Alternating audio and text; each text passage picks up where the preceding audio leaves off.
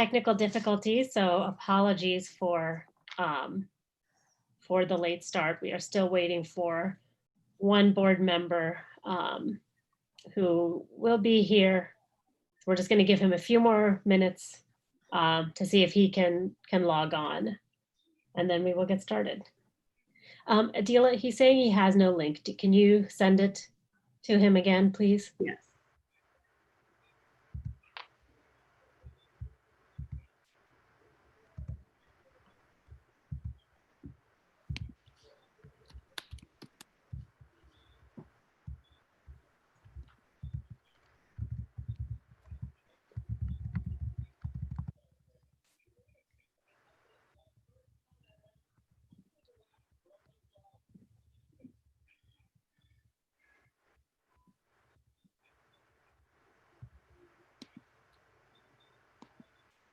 And then Adila, once you have sent him the new link, if you want to go ahead and do the roll call, and hopefully he will be able to join us momentarily. Let him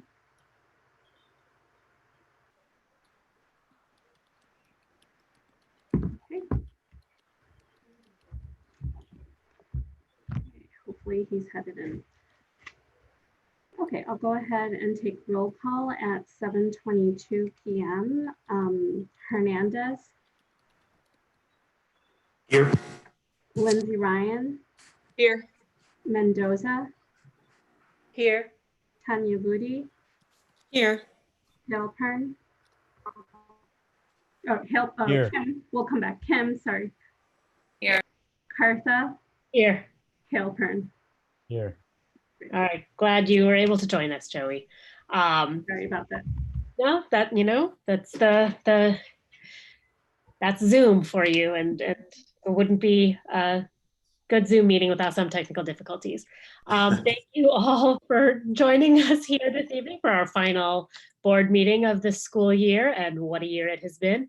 We'll start off with Sergio. I believe you have the approval of the meeting agenda. I do. I move that the Board of Education approve tonight's meeting agenda as presented. Second. Hernandez. Yes. Lindsay Ryan. Yes. Mendoza. Yes. Tanya Budi. Yes. Halpern. Yes. Kim. Yes. Cartha. Yes. Next on the agenda is some board and then superintendent comments. And I am going to, I actually have a number of comments that I would like to share this evening. And first of all, I just want to recognize the incredible work this past year of our interim superintendents. What was supposed to be a year preparing for a leadership transition ended up being so much more unpredictable and involved than any of us had anticipated. And Heidi and Phil, you both embraced this district and community as leaders, not as interim leaders, just as our leaders. And although you had never worked with each other before, your entry into the district as a team was so seamless, and you so quickly recognized the talent that we have and embraced the priorities we had identified. And you provided us with a brave, professional, and steadfast leadership during a time of such upheaval for our students, our staff, our board. You provided this board with guidance and mentorship through the superintendent search process. And that is really just the tip of the iceberg of the enormous work that you have done for this district this year. I know I personally will never be able to express enough how grateful I am to both of you to have been thought partners with you over this last year. You truly were a gift to us. And I know that you will be a gift either individually or hopefully again as a team, because I think you really are a formidable team to any other district that finds themselves in need of interim leadership. So from the bottom of my heart, thank you to both of you. And I just want to open it up to my board colleagues if anybody has anything they want to add. Sergio here again. I just want to take the time also. I echo all of Suni's praise. You guys have been incredible in helping us transition from one superintendent to another. And again, I appreciate the time that we all spent together talking and helping us strengthen and build our relationships across the district, between the cabinet and the board, between the community and the board, hearing our concerns about making sure that we're communicating with all stakeholders, and that we get communications in order to be able to communicate effectively with stakeholders across the district. So again, thank you for the incredible work, Heidi and Phil, that you've done, and we're going to miss you for sure. And also looking forward to Devin Horton's Devin Horton taking leadership of this district, and so excited about his framework that's going to help us move forward. And you've set him up for that. You set him up for success. You've set us up for success. So thank you. Also want to thank Joaquin Stevenson, who's going to be leaving our district, and his leadership around the racial equity work. I wish him luck in his new position. And again, looking forward, again, this work will continue on without him, but he's done some incredible work with the cabinet, and again, trying to find ways to engage stakeholders across the district. Those are my comments. I have some other comments, but I'll probably say them after you say your comments, Suni. Okay, great. Thank you, Sergio. Anybody else? Yeah, I would just like to, I feel like y'all have thoroughly covered so much, Sunny and Sergio. So thank you for queuing that up. Heidi and Phil, it's just been a pleasure to work with you all. And I really been impressed with the professionalism, the expertise that you all brought to us, but also the heart that you brought to us. You operated in a manner that you clearly have us in your heart and mind. And we're truly an incredible team, the two of you all together, and to the rest of us. And yeah, it's sad to say farewell. But we're also so excited for what's next. So thank you all. Anybody else? Hi, this is Rebecca. So I wanted to take a moment to just express how fortunate we were to have two individuals that are just, total A team players. I feel really fortunate to have witnessed two just incredible superintendents bring their best. And I think for me, it was just like having, someone like Michael Jordan working for us, and to be able to really witness somebody who just gave their all and just brought an incredible amount of dedication. It wasn't just interim work. It was really joining us in our path in what we're doing at our school district. But I took great joy in watching you work and learning from you, and just thank you. Thank you so much. You're gonna be missed. Yep, for sure. Anybody else want to add anything? I'll just say, as the newest member of the board, I did not get to work with you quite as long, but even in my brief time with you, I could sense your deep expertise and your passion for this work. And I learned in just the few board meetings that I was part of. So I appreciate what you've done this year. And even though I didn't get to work with you, I too will miss you. So thank you. All right. I think this is Joey, and I think that looking back, it was really hard for us as a board to know what we needed out of the superintendent role as we began the transition. And Stacy brought stability right away as a bridge to Heidi and Phil. And I don't know how you could read the Evanston 65 community and know what we needed to bring it to the office and to the district leadership wise. But yeah, you read the community right, and you took great steps. They weren't all easy steps to take. And we really, I appreciate your leadership, your modeling, and the care that you took of the community as if it was your own. So thank you. And just to echo, what we needed was unflappable, and you all delivered it every single time. When things felt chaotic or totally unprecedented, you all just stayed the course and helped us problem solve. And it was incredible as we, try to go through situations that none of us could have anticipated. Your steady presence, I think, gave all of us the room to breathe and do what we needed to do. And so I'm, starting out on the board, I'm very grateful for. You didn't bring me puppies, Heidi. I asked for puppies, but otherwise, grateful for all that you did to steward us through what was a pretty tumultuous year. So thank you. Agreed. You've Thank you. only been here for a year, but you have definitely made an impact on this board and on our community. So thank you very much. I had some other remarks that I had prepared because we're also going to be doing later in the meeting, we will be doing our board reorganization. And so in advance of that, I wanted to share a few remarks. At the risk of sounding cliche, the last 3 years serving as president of the District 65 Board of Education have been simultaneously the most challenging, sometimes the most frustrating, and without question, the most rewarding experience of my professional life. And I just wanted to take a few moments to celebrate some of what we have accomplished over the last 3 years.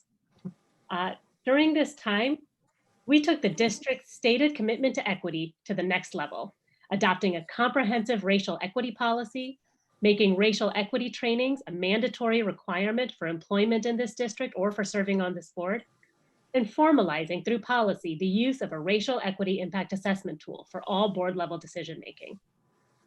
We also encouraged and supported our administrators in making racial equity trainings available to our community partners and parents, which I believe has been instrumental in moving forward some long-needed equity conversations within our district, such as conversations being facilitated by the PTA Equity Project, as well as in increasing support for and reducing opposition to much-needed equity measures in our larger community, such as the City Council vote in favor of reparations.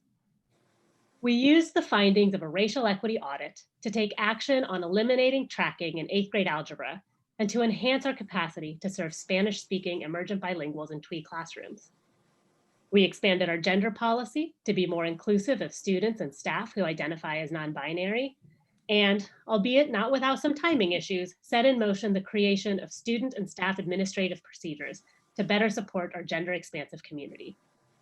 We revamped our dress code policy, largely in response to calls from our students highlighting the racial disparities in enforcement, and we rewrote our discipline policy to reflect our commitment to restorative practices and to ending the school to prison pipeline. Something that feels particularly resonant in this moment, we pushed for a rethinking of the SRO relationship with the Evanston Police Department to limit it to an adult-based relationship focused on true emergency planning, while we urged our administrative team to provide alternative supports for students in crisis, which led to increasing the number of school-based staff trained in de-escalation techniques and the creation of school and district response teams to provide developmentally appropriate supports to students in crisis. Using collaborative interest-based bargaining, we negotiated 2 long-term contracts with our largest collective bargaining units, educators and paraprofessionals, that honor the work and expertise that they bring to their jobs every day while staying within the district's reasonable financial projections, or at least they were reasonable before COVID-19 kind of upended everything. And as an extra bonus, I'm told that this was the first time in many, many years that bargaining successfully concluded prior to the end of the school year. We have worked within the Finance Committee and with the Business Office to adopt a racial equity lens in budgeting so that we can preserve our referendum dollars and plan for long-term financial stability while maintaining our commitment to enhancing the experience of our Black and Brown students and to reducing the gap in opportunity to achieve. And we oversaw an expansive and inclusive superintendent search process that engaged over 1,000 community and staff members, modeled the use of a racial equity lens, and resulted in our hire of a dynamic, passionate, and bold leader whose values, experience, and vision are exactly what we need to help us reach this board's and our community's goals of creating safe, inclusive, equitable schools that support the learning and growth of our students and eliminate the racial predictability in student outcomes. Oh yeah, and by the way, there was also a pandemic in there that we had to to plan and adjust for. As important as it is to celebrate our accomplishments, and I know that there are certainly many that I forgot to mention, these remarks would have been way too long if I had tried to list everything. It is also important to understand that there is still much work to do, especially at this moment in time, when many of us are attending rallies and wearing t-shirts or holding signs that emphatically proclaim that Black Lives Matter. We need to reflect on what we are doing to give those words meaning, so that they are more than just words. Each one of us has a role in dismantling anti-Black institutional racism. And for Black lives to matter in our schools, we must center the needs of Black children and families.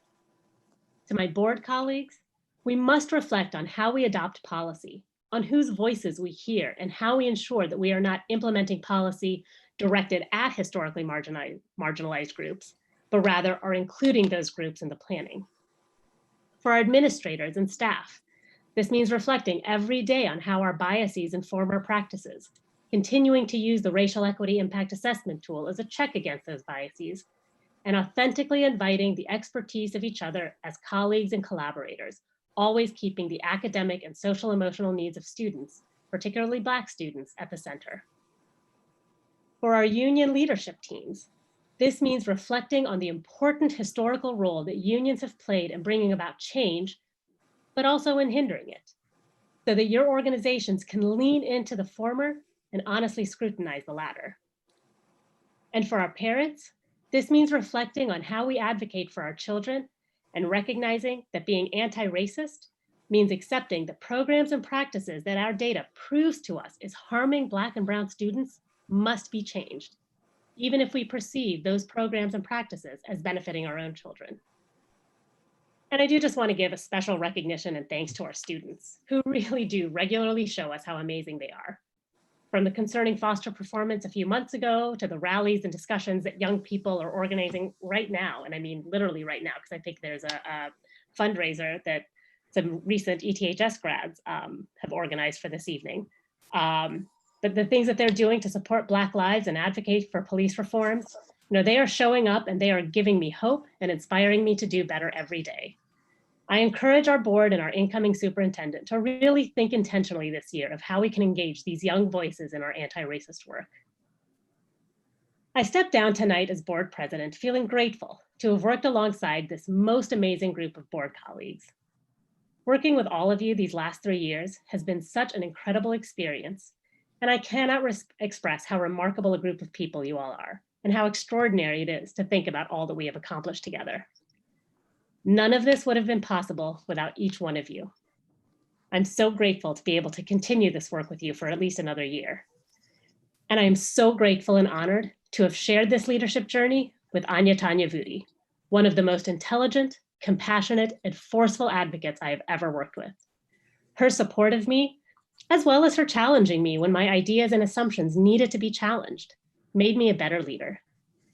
And I can think of no better time than right now, when our community needs strong Black voices to guide our work, to be welcoming one of the best as our new board president. I know our board and district will continue to do great things under her leadership. Thank you. Thank you.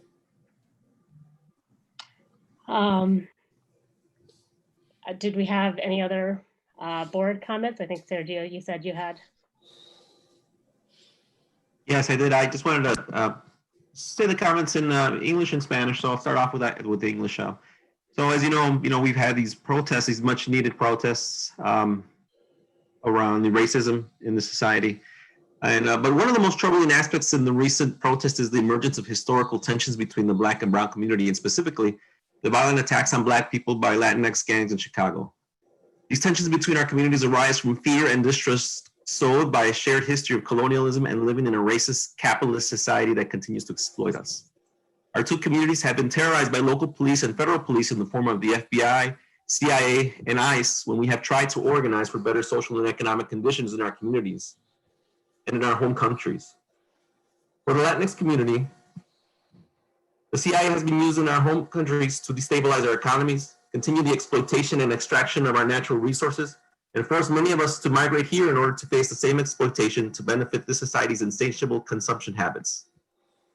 In the Black and Latinx communities, the FBI and CIA and local police have and continue to terrorize, destabilize, and demonize grassroots and social movements who have fought for equity, social justice, and human dignity. These struggles have always ended in the death of brilliant Black and brown leaders like Fred Hampton and Rudy Lozano, or the discrediting and demonization of their brilliance, such as in the cases of Angela Davis and Dolores Huerta. So in the lieu of this history, I'm here to, one, condemn any attacks from my community against any Black person, and also publicly commit myself as a Latinx public official to do whatever I can to ensure that Black lives matter. I would like to invite my Latinx colleagues and neighbors to explore our own implicit bias and internalized colonialism that manifests itself in the discrimination against our Black and Indigenous Latinx brothers and sisters and our African-American brothers and sisters through our existing district racial equity trainings.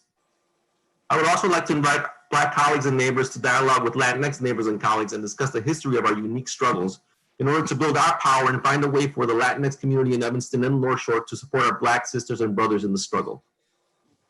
I also have homework for our fellow community members who are tired of statements and are ready to act now for transformative change. Let's talk to our children about the kind of world they would like to inherit from us and what it would take to create a new system and world. I asked my eldest son, Matias, a rising sophomore at ETHS, and he had this to say: stop consuming things from big industries or corporations. When the consumers stop consuming, the producers will fade. This also includes mainstream media. Stop watching news all the time and get different news from different sources. Number two, support smaller local owned businesses, and specifically businesses run by people of color, like barbershops, street vendors, corner stores, etc. Connect and help people out. Be active in your community. Try and start your own business and advocate for good food, medical needs, and education that incorporates more mental health.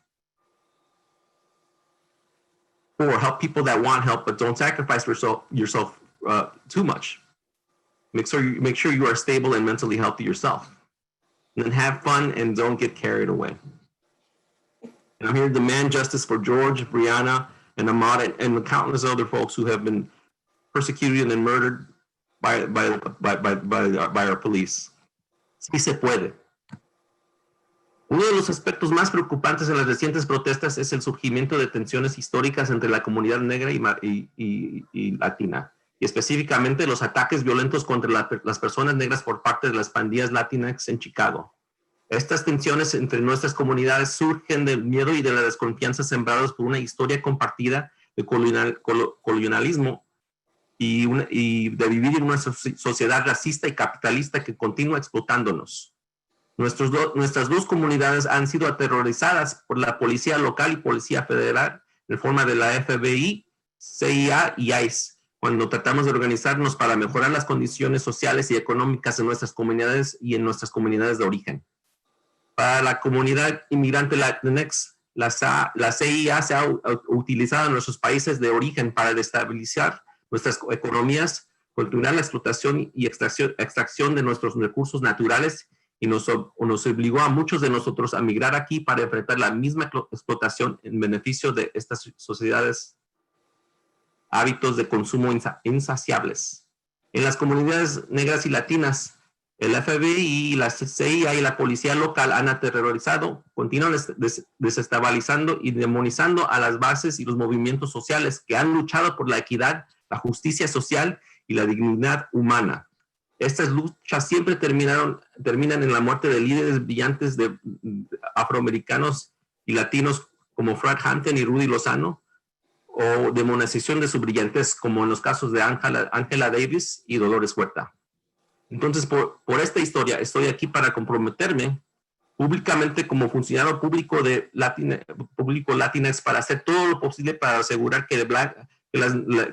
para apoyar a nuestros hermanos y hermanas afroamericanas. Me gustaría invitar a mis colegas y vecinos Latinx a explorar nuestro propio racismo y el colonialismo internalizado que se manifiesta en la discriminación contra nuestros hermanos y hermanas Latinx, negros y indígenas y afroamericana a través de nuestros entrenamientos de equidad en este distrito escolar. También me gustaría invitar a mis colegas y vecinos afroamericanos a dialogar y discutir la historia de nuestras luchas únicas para construir nuestro poder y encontrar un camino para que la comunidad latina en Evanston y North Shore apoye a nuestros hermanos y hermanas afroamericanas en esta lucha. También tengo una tarea para para nuestros miembros de la comunidad que están cansados de declaraciones y están listos para actuar ahora para un cambio transformador. Hablemos con nuestros hijos sobre el tipo de mundo que les gustaría heredar de nosotros y lo que se necesitaría para crear un nuevo sistema y mundo. Le pregunté a mi hijo mayor Matías, que es un estudiante de segundo año en la secundaria ATHS, y compartió lo siguiente: dejen de consumir cosas de grandes industrias y corporaciones. Cuando los consumidores dejan de consumir, los productores se desvanecen. Esto también incluye a los principales medios de comunicación que dejan de ver noticias todo el tiempo y busquen de varias fuentes de información. Número 2, apoyen a las empresas locales y específicamente a las empresas dirigidas por personas de color. Conéctate y ayuda a las personas, a peluquerías, a vendedores ambulantes, tiendas de esquina, etc. Sea activo en tu comunidad y intenta y comienza tu propio negocio. Lucha para mejores alimentos, necesidades médicas y educación que habla más sobre salud mental. 4, ayuda a las personas que quieren ayuda, pero no te sacrifiques por personas que no quieren ayuda, y asegúrate que tú estás estable mentalmente. Y diviértete, pero no te dejes llevar. Queremos justicia para George Floyd, Breonna y Ahmaud. Sí se puede.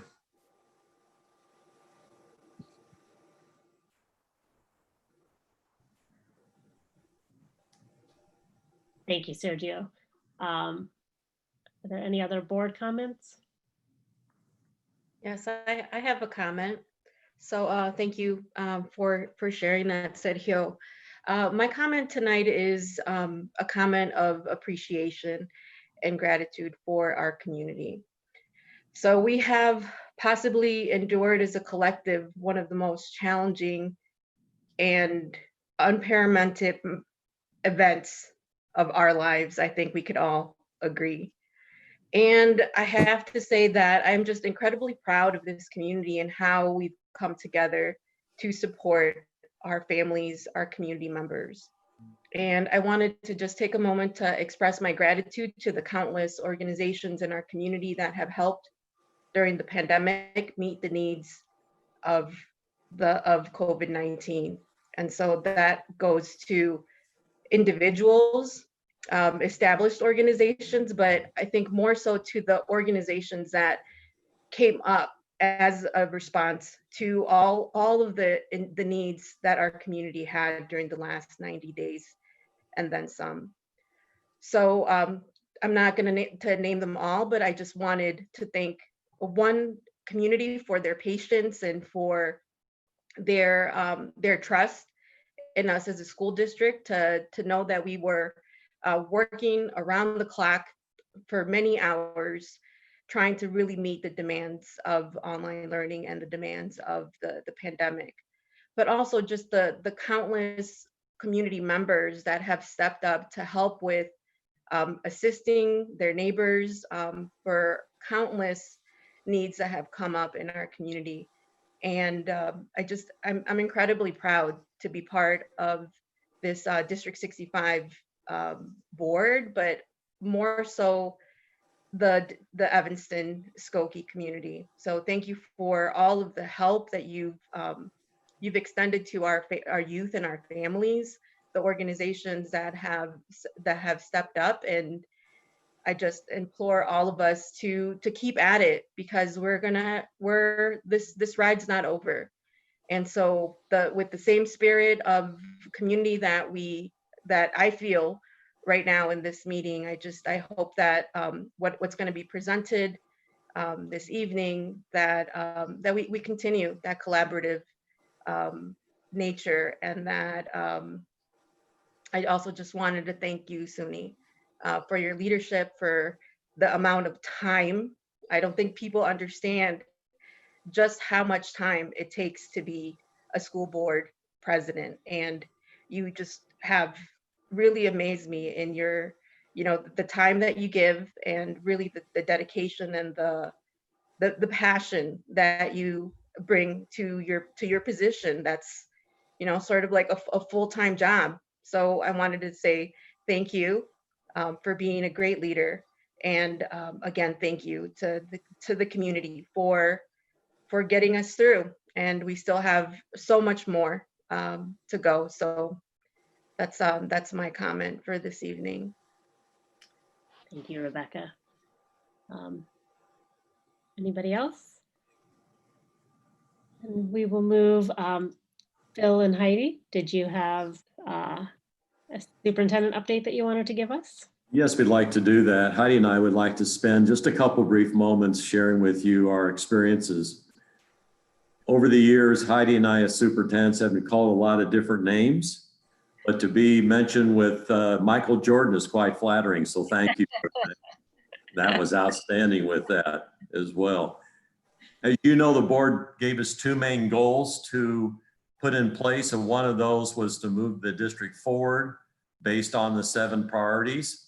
And then secondly, a goal which was extremely important was to develop and implement a plan for a smooth transition for the new superintendent and to make sure that that person would be fully prepared for that.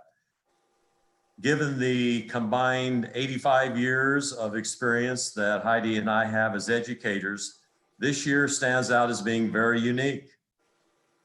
We, of course, had the pandemic and moved to remote learning. And then most recently, as some of you have mentioned this evening, with the anti-racist movement going on in Evanston, state, national, and now it's even gone global, is another one too that makes it very unique. We'd like to thank the board for their support, the cabinet, the staff, and the community for making decisions based on one key thing: what is in the best interest of students? And that's the bottom line with that as well.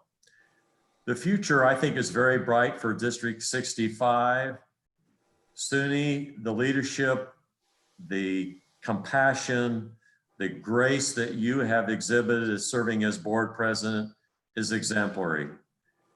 Anya, you have big shoes to fill, but we are confident you will be able to do that in a great manner to follow along with that as well. Lastly, with Dr. Horton, he's already made a very significant and positive impact on not just our school district, but also on our community as well. Heidi and I both share, I think, the purpose of education, and the best way that we could encapsulize that is a quote from Dr. Martin Luther King. The function of education is to teach one to think intensively and to think critically. Intelligence plus character, that's the goal of education. Again, thank you very much. It's been an honor and a privilege for us to serve the students, the staff, and also the board and the families of District 65. Heidi, you have a few words that you'd like to say as well? You know what? Thank you, Phil. We have definitely found it to be an honor and a privilege to serve in the role of interim superintendent in Evanston Skokie School District 65. This has been a year to remember, as the district has faced some unprecedented challenges. I think one of our favorite gifts was being able to witness the joy that students and staff experience together as they fully engage in the learning process in our classrooms. And we just can't wait to welcome all of our students and staff back to their second home, their schools. We wish to express such sincere gratitude to this Board of Education, to the amazing administrators and faculty and staff that we've had a chance to work alongside. Our community partners have been amazing. And as Phil has said, our families are truly wonderful. And I feel that everyone has come together this year to provide learning and safety for our students. Students across our globe and in our local community They count on having effective schools. Paramount to us this year in this role has been our commitment to ensuring student learning and safety, leading racial and gender equity, strengthening community partnerships, and creating practices for accountability and increased communication. As we look ahead towards the new school year, we have every confidence in Dr. Horton's leadership.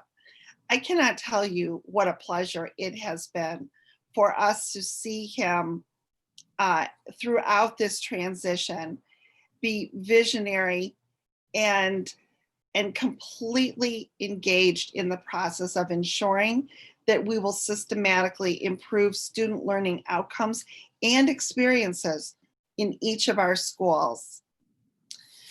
All of you have become our educational family, and we wish you well.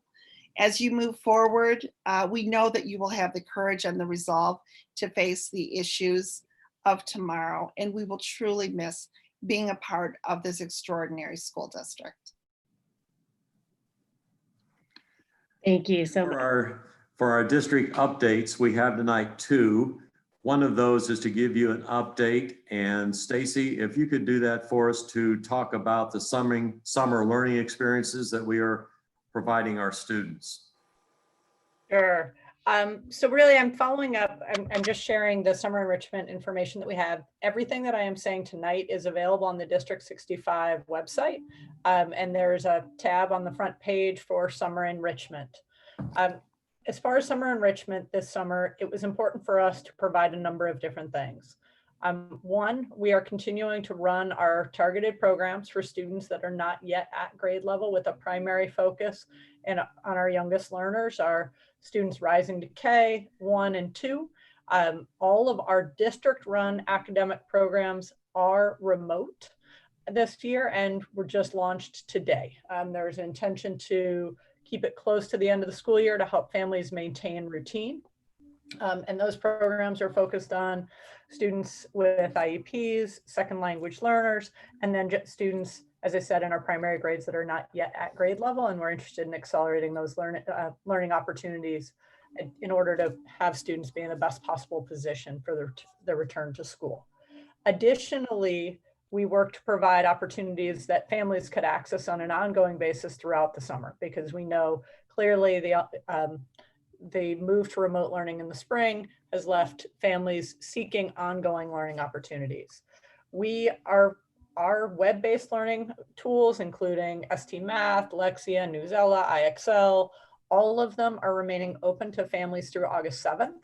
And so students can continue to move forward, progressing in the customized learning. Both iStation, Newsella, IXL, all adapt using diagnostics, so they adjust to meet the needs of students exactly where they are.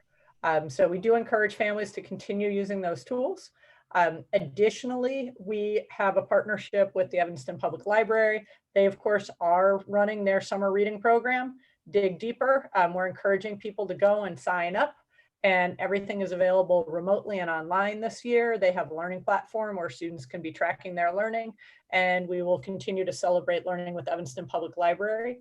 Our librarians also issued their bingo boards and will be doing read alouds throughout the summer, encouraging summer reading in partnership with Evanston Public Library. We really are trying to consolidate our efforts there and get kids reading as much as possible. We know, there are a couple really important pieces of information. The amount of time students spend in independent reading outside of school was the best predictor of reading achievement, period, in a 1988 study. And there's a load of other information out there. So at a minimum, taking advantage of the virtual resources, both through District 65 and Evanston Public Library, to keep us in books, learning about the world is an incredible way to go. And you'll find those resources again on the District 65 website.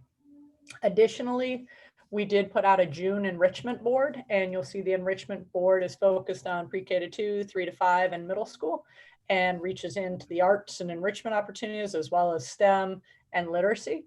The board does indicate whether an adult is potentially needed to support accessing that learning or whether students can engage in it independently. And there's some incredible resources out on there, including some of Joe Bowler's U Cubed resources, Smithsonian resources, virtual field trips. So again, we encourage people, those are there, we're curating them. We'll publish another board at the beginning of July and another one in August in order to keep kind of curating and putting out opportunities that I think families and students will find engaging and fun and really connected across disciplines for students. And then the last thing learning related is to continue to watch the EL3 parent portal as well as student portal, because our partners are putting up summer programming there. And that is where we will see some of the virtual opportunities from the YOU, others going up within the community that students have the opportunity to access as well. Connected to that, we did make the decision to leave all of the technology that we have distributed since March 13th within the community so that students could continue to access remote summer learning, as well as all of our partners' activities throughout the summer. And so that for us is 1,200 devices in addition to the 6th and 7th grade iPads. So really well over 2,500 devices and 400 hotspots in the community to allow families to stay connected, continue to do the learning through learning systems, access Evanston Public Library resources, as well as our summer programming. We did extend finally our technology service hours as well. And so families will continue to have tech support in English and Spanish throughout the summer.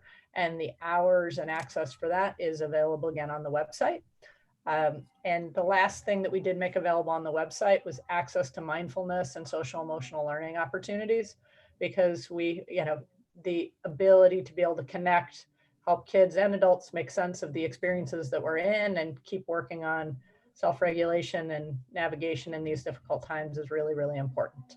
And so we really encourage families wherever possible to access these opportunities. And if there's feedback or additional things we can do to be supportive, to please reach out. So thank you. Stacy, thank you very much for providing all those resources with you and your staff to give students continued learning during the summertime, which is even more important this summer with the learning dip that is occurring with that too. So thank you. Yeah. The thing we want to do. Just equally, Phil, we really appreciate families for everything they're doing right now to keep kids connected and everything they have done to get us to this point. And so thank you to the families for all the work they've done. Great point. The second item we want to talk about tonight, board, is give you an update on what we're planning for the return to school. We started this process about 6 weeks ago. And then as Dr. Horton has been transitioning in, he has taken the baton and sprinted forward with it, which has been great. So he'd like to give you just a brief overview of what the process is going to look like. And I believe the first meeting is tomorrow for the kickoff, right, Dr. Horton? Yes, thanks, Phil, absolutely. I think more than anything, and what's really important and what's exciting about the city of Evanston and Skokie is that you guys are in front of this statement that I'm getting ready to say. I really believe, and this is showing more like, and it's better than any other time, that the students do not fail. It's the social structures that we as adults create that fail our students, and that's what's happening right now. And we want to be sure as we embark on a return to school plan that we include and involve key stakeholders across not just the district, but the city of Evanston. So with our team, led by all of us are really chipping in heavy. We have reached out to roughly over 60 community members, parents, all union representation, some clergy, in addition to special education supports, any organization that's in our community, our parents. We have invited constituents to be a part of this large return to school task force. This task force will convene for the first time tomorrow. And I just want to say thank you to everyone who has committed their time. We're asking for quite a bit of your time over the next 5 to 6 weeks, where we will plan and we will actually address building out 4 different options. We are currently in a state of where we don't know what it's going to look like when we return to school. We don't know if we're going to return earlier on the time that we have scheduled or even later. But this task force will play a major role in bringing recommendations toward to the board so that we can decide whatever choice we make, that we have a viable plan that has 100% the community voice involved in it. So Adila, can you pull that up, the different options, and I'll just talk through really quickly. All right. As you can see here, and you'll learn more about this, this is, we're starting with the different options and then the potential calendar implementation. So option A, to open schools with no contact limiting. We understand that this option is probably not going to happen in the fall, but when it happens, we want to be fully prepared for that. Option B, schools open with significant safety, hygiene, and social distancing. The school day will look very different in order to adhere to establish safety guidelines. New procedures may include a staggered schedule, hybrid of in-person and remote instruction, social distancing in classrooms, no large gatherings, arrival, dismissal schedule, and thorough hygiene measures. Option C, school opens for some students and staff with significant safety, hygiene, and social distancing. I just want to say thank you to everyone who's completed our survey so far. We've had great responses, and this option was really generated from the responses from our survey concerned about our marginalized students who may not be benefiting from the current remote structure. And we want to be sure that we have options in the fall that are viable and that are effective.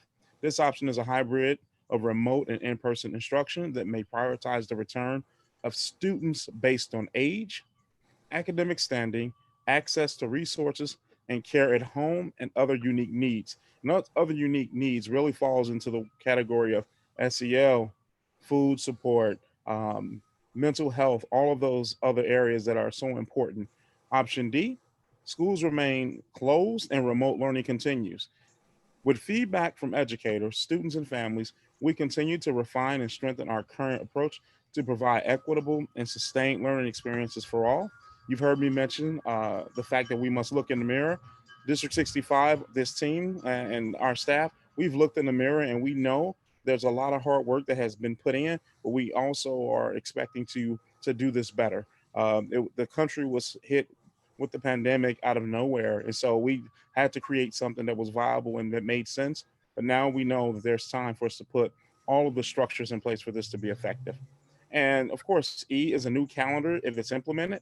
And then out of any one of these options, a new attendance calendar could be adopted by the district. And just with the new timeline, this will require stakeholder collaboration, which we are engaging in now. So, Adila, here's where we are as we talk about convening return to school task force, comprised of educators, staff, administrators, parents, and community partners. Representation from all bargaining units. We are fully vested in hearing the voices of all as we plan for something that no one has the answer to, and we are going to be fully open to what those decisions will look like. Again, our goal is to not allow our students to fail, and definitely not creating structures that we create socially that allow them to do that. So thank you. Thank you so much, both to Stacy and Dr. Horton for those updates, and for just the incredible amount of work. I mean, I'm especially so excited to hear about what's being offered over the summer. That's really an incredible amount of resources that the district is making available. And so I really encourage parents to take advantage of it with their students over the summer. And again, Dr. Horton, thank you for all of your work. I know that we've been receiving some emails, and I know people are anxious to know what the fall is going to look like. I think we are all anxious to know what the fall is going to look like. But we also know that these are things that are going to require a great deal of thought and varying perspectives. So I appreciate the thoughtfulness with which you are approaching this. I know that we will be keeping, state mandates and public health guidance certainly at the forefront, and making sure that everything comports with those, and just the needs of students. So thank you. Next on our agenda, I believe, is public comments, and I know we have a few. So members of the public wishing to provide a comment to be read at tonight's board meeting were asked to email the board secretary by 4 p.m. this afternoon. Due to the governor's order, the District 65 Board of Education will be conducting virtual board meetings and adjusting the method of public comments as allowed by the public access counselor during the current state of emergency. So Adila, if you can unmute yourself and read the first of the several statements that we have. The first statement we have is from John Fry and Emily Lieber. They state, Dear District 65 school board members, as parents of a District 65 student and regular voters in local elections for the past 10 years, we strongly urge the school board to resume normal operations for elementary and middle schools in the fall of 2020 according to the normal schedule, with increased emphasis on hand washing and sanitizing playground equipment and other high-touch areas.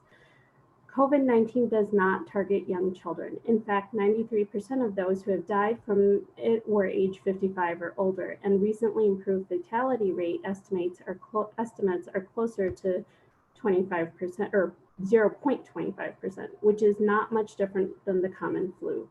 We absolutely should be taking measures to protect and isolate the elderly and other more vulnerable members of our community. However, continuing the recent elementary school closures would unfairly deprive our children of precious educational and social skills development time in the most formative period of their lives. This impact is even worse for members of our local minority community and others who are disadvantaged in their access to computers and high-speed internet. Furthermore, recent school closures have inflicted undue stress upon working families across this area, whose ability to work and put food on the table depends on our schools being open.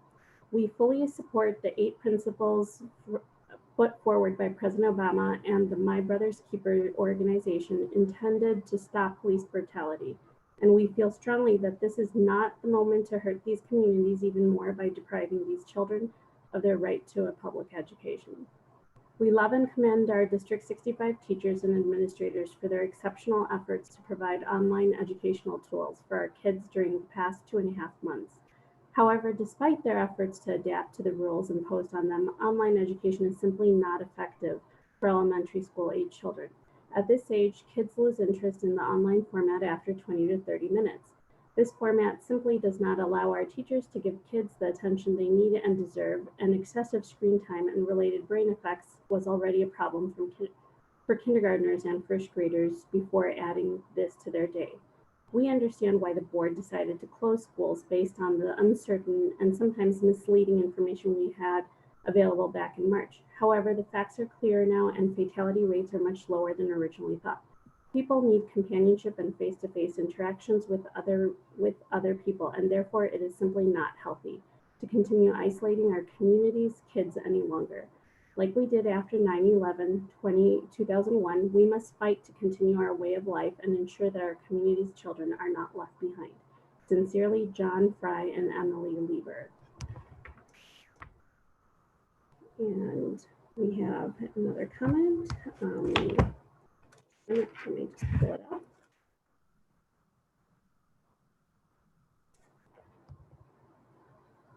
The next comment is from Jackie Lowe.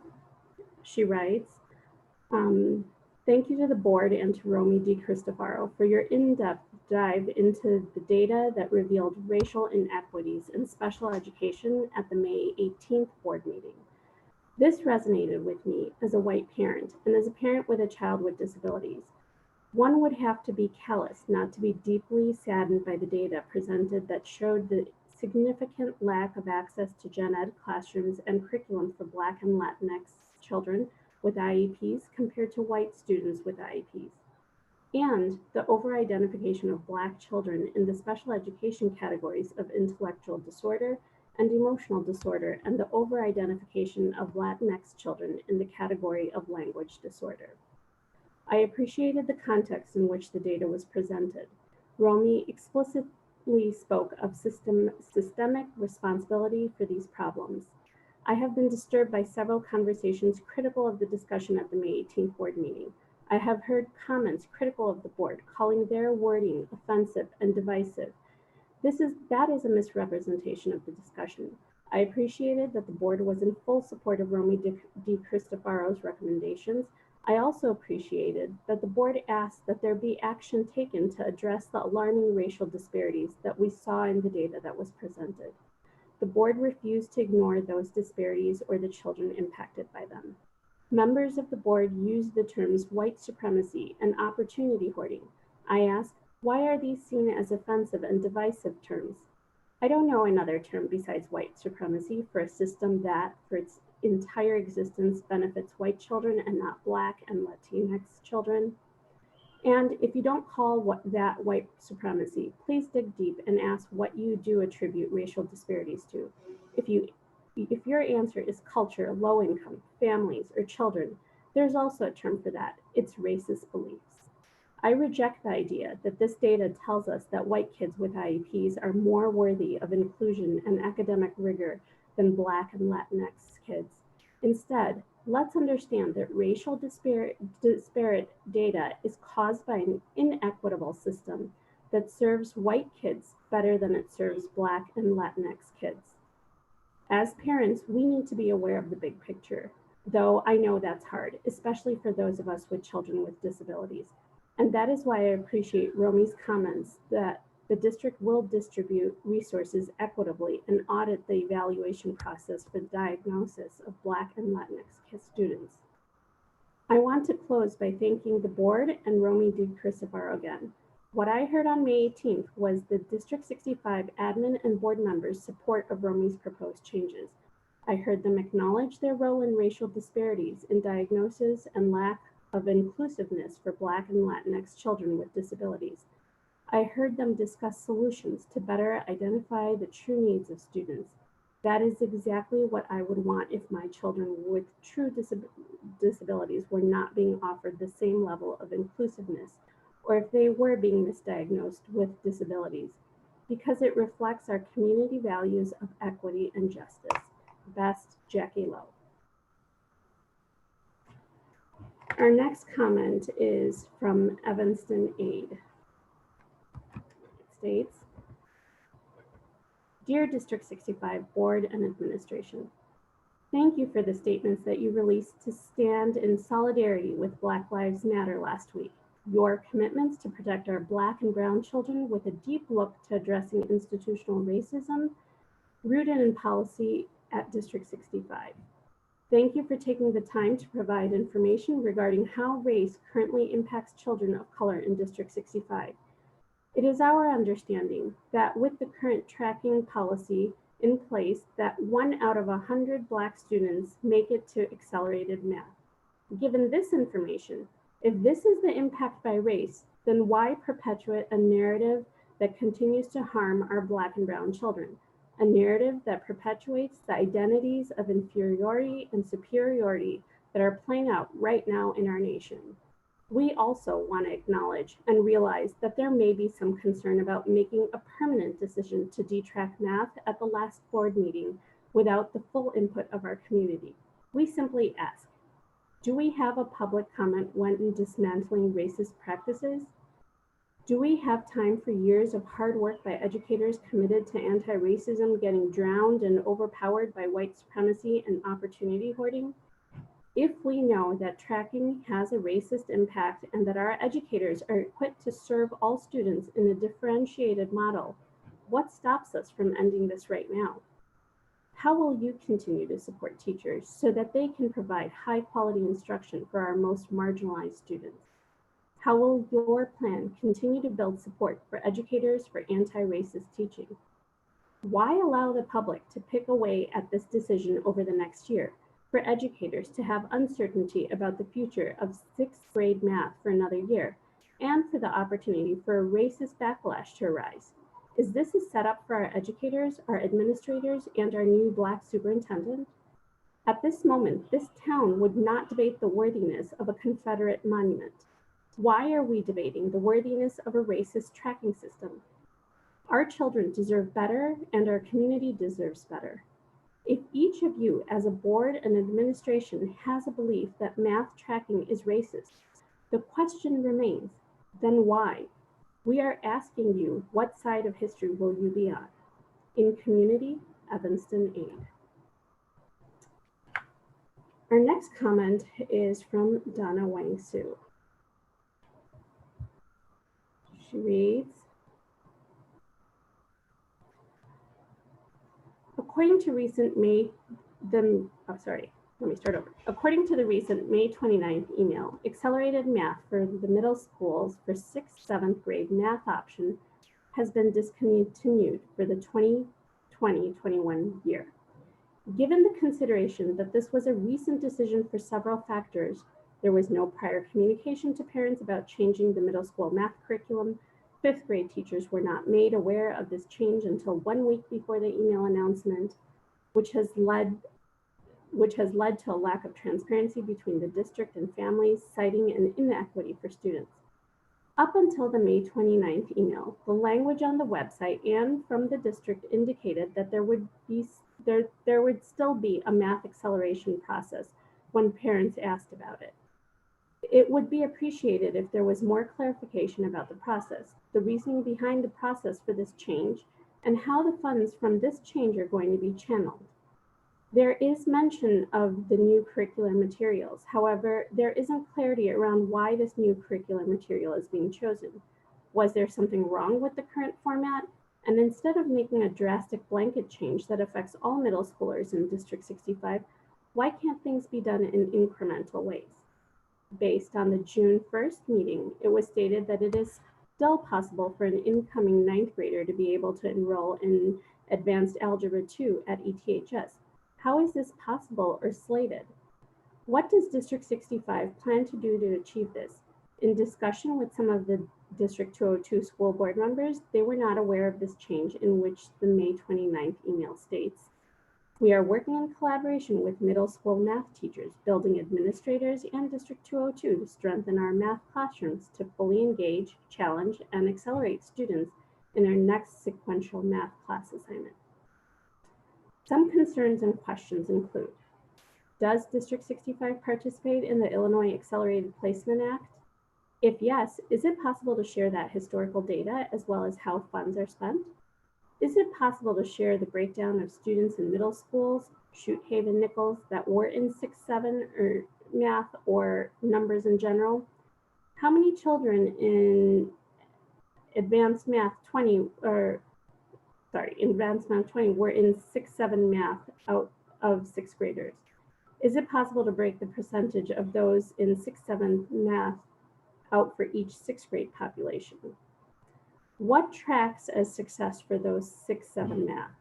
Speaking with 8 alumni that took the 6-7 math in District 65 Middle School, they all talk about the benefits and resources that were provided to them. 100% of those 8 alumni identify as Black, with 3 of them female, share that was one of the most beneficial experiences in middle school for themselves. Does the magnet schools provide different opportunity for their students, or are they also going to be under the same adjustment?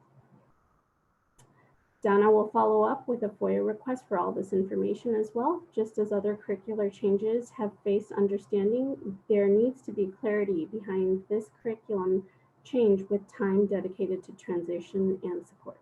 Thank you, Donna Wang Su. And we have one last statement from Meg Curley, who is the president of the District 65 Educators Councils, representing over 750 educators. She identifies as cisgender, white female, and her pronouns are she, her, hers. Meg states, she would like to address the board this evening about permanently eliminating the tracking of middle school students in math. Despite the best intentions, a book that has been shared and discussed throughout the district and community, the authors write, tracking is and has always been deeply racialized. The mechanisms that distribute students to different course levels may have shifted over time, but the structure itself has always had stratifying effects. Abundant recent research shows that tracking has significant negative consequences for equity, exacerbating race and class learning gaps. There are abundant empirical, moral, ethical grounds for questioning the continued use of this practice. As a union, we want to be clear, tracking perpetuates institutional racism. As resolved by our national union organization, the National Education Association supports the elimination of such ability groupings. NEA believes that the use of discriminatory academic tracking based on economic status, ethnicity, race, or gender must be eliminated in all public school settings. D-tracking is also supported by the National Council of Teachers of Mathematics. We have linked these and other resources at the bottom of this statement. The statement will be shared and made public on the packet as well. In 2017, when the D-tracking for 8th grade math was approved by the board, one of the reasons for the change was because the racial makeup of the students in the accelerated math program did not match the racial makeup of the district. White students were overrepresented and Black and Latinx students were underrepresented. In reports following that decision to D-track, data showed the positive impact for Black students, female students, and students in lower quartiles of standardized testing. So we are asking now, what steps need to be taken to make this a permanent decision for our students in 6th and 7th grade? In addition, we have some other questions for the board. How does tracking in math align with the racial and educational equity statement of our district? Whose priorities are being centered by not making this decision now? How does waiting to make this decision protect comfort and tradition instead of advancing equity for students of color?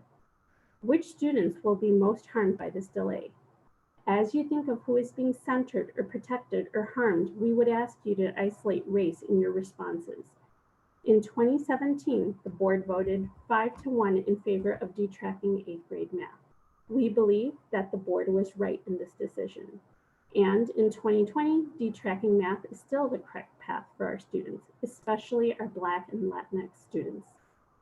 We support the work that is happening this year, and we would like to see the board commit to making this permanent as soon as possible. As educators, we want all of our students to be successful. We are committed to challenging and supporting all of our students, including providing intervention supports without tracking. We need district support to create a structure that centers our decisions with a particular lens on our marginalized students. From the NCTM position statement, they advise providing educators with space to collaborate and ongoing real-time professional development. Educators have expressed their support and urgency for D-tracking in the Math Standing Committee statement. We ask for strong support for educators from the school board, district level, and building level administrators, as well as the community. We know that racial equity is a priority in our district. We also believe in making it a priority in all that we do. This is not just about tracking in math. It is about committing to actions that will dismantle racist systems in our schools. As I wrote an email to our DEC members last week, we as a union are committed to doing the work. We are committed to standing with Black educators, children, and families in this fight for justice. We ask that the board stand by their commitment and urgently move towards permanent action. To do this, we are also asking to know when this will be on the board's agenda for discussion and action, and that we can hear tonight each board member's position on D-tracking in math in our District 65 middle schools. In kindness, Meg Curley. That completes our public comments for tonight. Thank you very much, Adila, and thank you to everyone who submitted a statement. We will move on to, the next item of our agenda is our action items, and we have the consent agenda, which Biz, you have the motion on that? I move that the Board of Education accept the recommendations outlined in the attached group motion and approve the personnel terminations, May 2020 Board of Education meeting and committee minutes, destruction of April 2018 closed session minutes and recording, April 2020 list of bills, treasurer's report, budget amendment, the FY21 CLIC insurance renewal premium payment, the FY21 self-workers compensation renewal premium payment, the FY21 prevailing wage resolution, the FY21 working cash fund transfer, Power School Student Information System Agreement, and the Cybersecurity Agreement. Hernandez. Yes. Lindsay Ryan, Yes. Mendoza, Yes. Tanya Vudi, Yes. Halpern, Yes. Kim, Yes. Cartha. Yes. Next, we have an approval for our new superintendent to begin work early on June 18th. Just by way of some explanation, people may recall that we recently had voted to extend for Dr. Earhart and Dr. Wenstrom. Our original contract with them had them each allotted 100 days of work.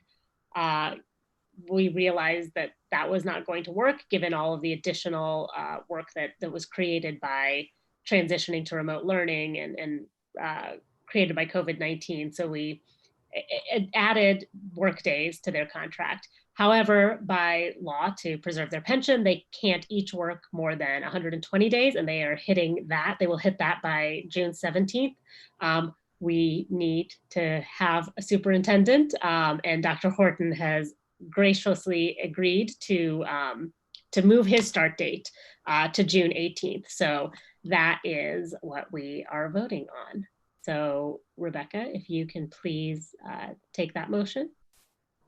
Yes, I move that the Board of Education revise its May 4th, 2020 motion in accordance with this motion regarding Dr. Devon Horton's starting date as superintendent, and authorize Dr. Devon Horton to commence employment with Evanston-Skokie School District 65 as superintendent on June 18th, 2020, and that he be paid at his 2020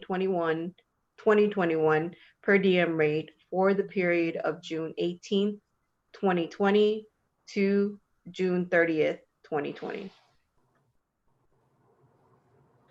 Second. Second.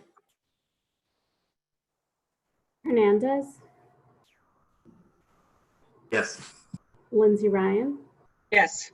Mendoza, Yes. Tanya Vudi, Yes. Halpern, Yes. Kim, Yes. Cartha. Yes. Our next action item is an SY20 curriculum update on pilots and adoptions. Before we vote on that, I think Stacy will be giving us a presentation. Essentially, I just have kind of a quick introduction to it. The memo really works to accomplish two different things. First, we are providing in the memo kind of the annual update of curricular materials. And so that is attached, and you can see the materials that are being used across the core content areas in science, social studies, ELA, math, across the board. And then additionally, within the memo, you'll see that there are some requests to move forward on adopting some curricular materials.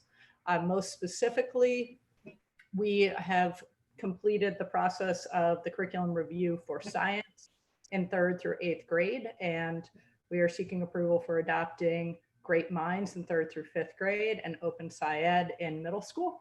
To be clear, this was connected to the science curriculum review.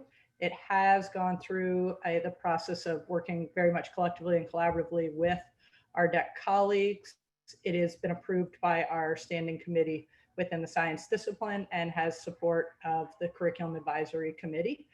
So we bring this forward after identifying it through an extensive paper screen, piloting the materials, and then seeking support in those avenues. Additionally, we have 2nd grade phonics that we are bringing forward for adoption. Last year, we brought forward K and 1, and that's part of the Teachers College units of study. And for K2, that really kind of creates the 3rd leg of the stool. We have the reading units of study, the writing units of study, and phonics. Last year, 2nd grade was not completed yet, so we could not adopt it at that time. We have piloted the materials and have support from the Disciplinary Standing Committee and the Curriculum Advisory Committee. Finally, we're seeking support for the K1 writing units of study. Again, that's filling in kind of the 3rd leg of the stool for our complete literacy instruction, reading, writing, and phonics. And again, these have been piloted and supported through our standing committees and curriculum advisory committee. So tonight we're bringing that forward, seeking approval for those moves, as well as sharing the curricular materials for next year. I will add the little caveat that that is the curriculum materials as we know them right now. As Dr. Horton did state, we are running the task force globally, and we are planning for teaching and learning around 4 different scenarios for next year. There may be some adaptations and some supplements that we need to make in order to make sure that we are providing educators and students the best possible materials for each of those scenarios that we have. I think what I want to speak to just quickly before opening up for any questions, and I'm really excited about the pilot materials we have coming forward in middle school. Study Sync will be piloted in our middle school. Couple things that are really nice about Study Sync. One, really highly rated EdReports curriculum. It is built on a digital platform. And so it will, in my opinion, be able to stand very well regardless of the learning environment next year.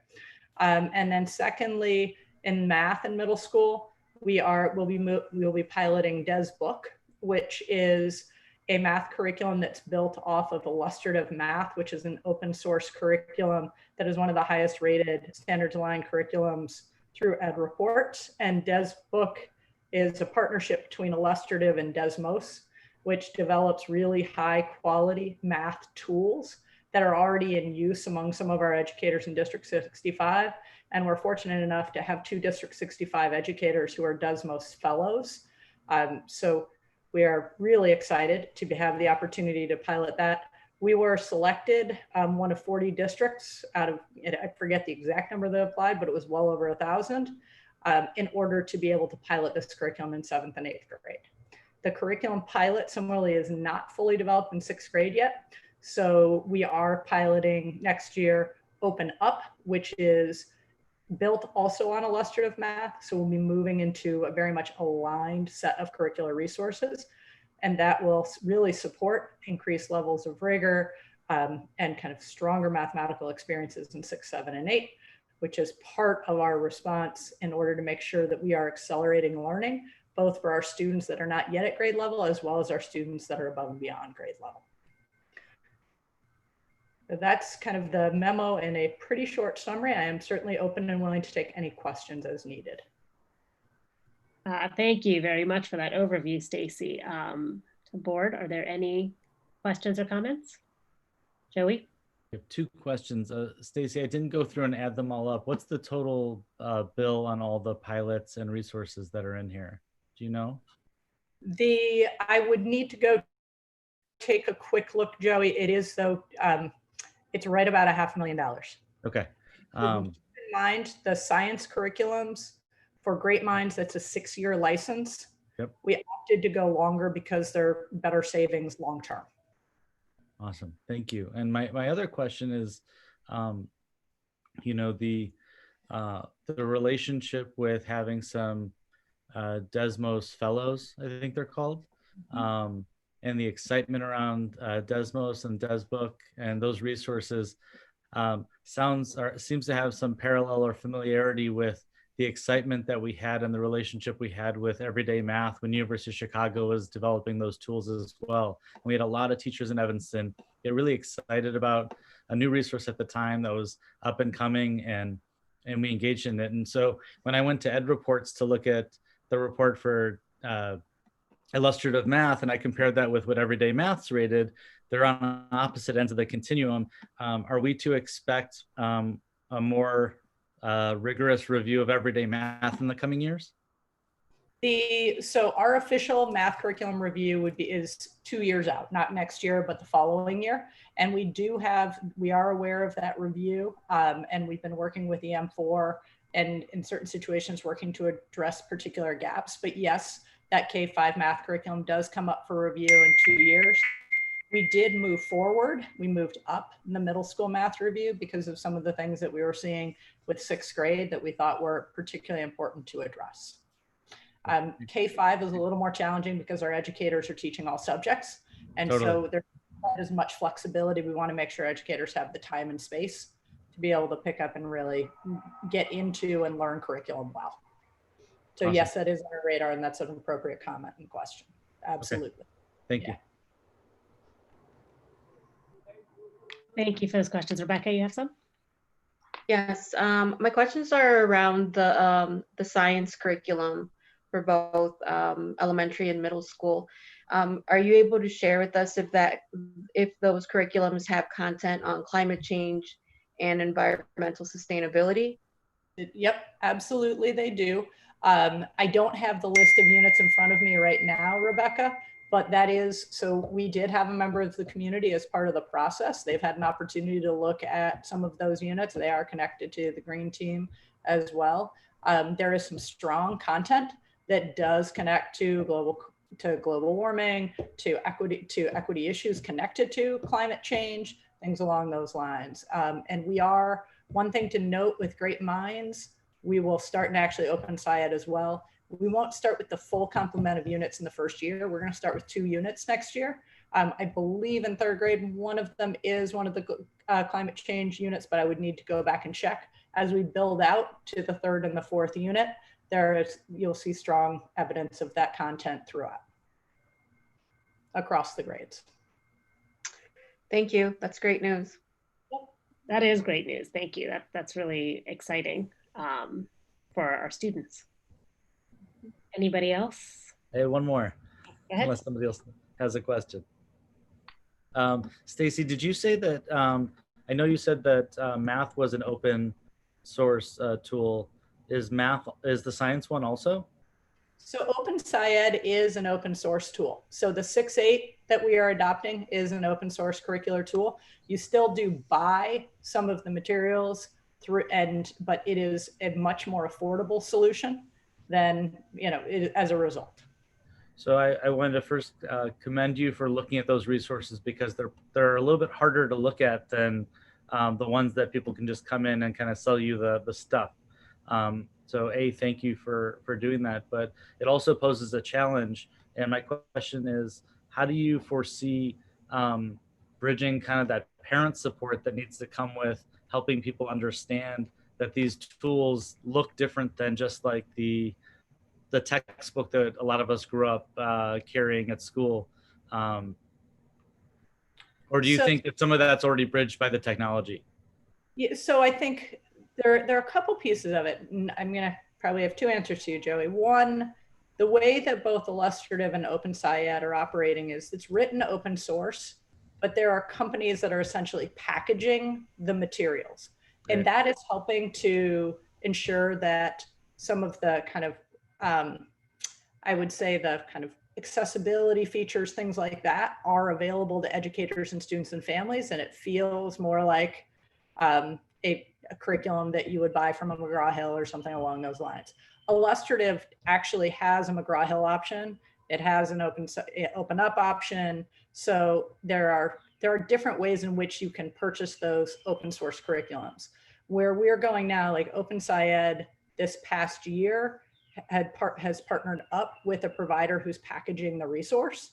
And that really allowed our educators to be able to access it and feel much more comfortable with the instructional materials.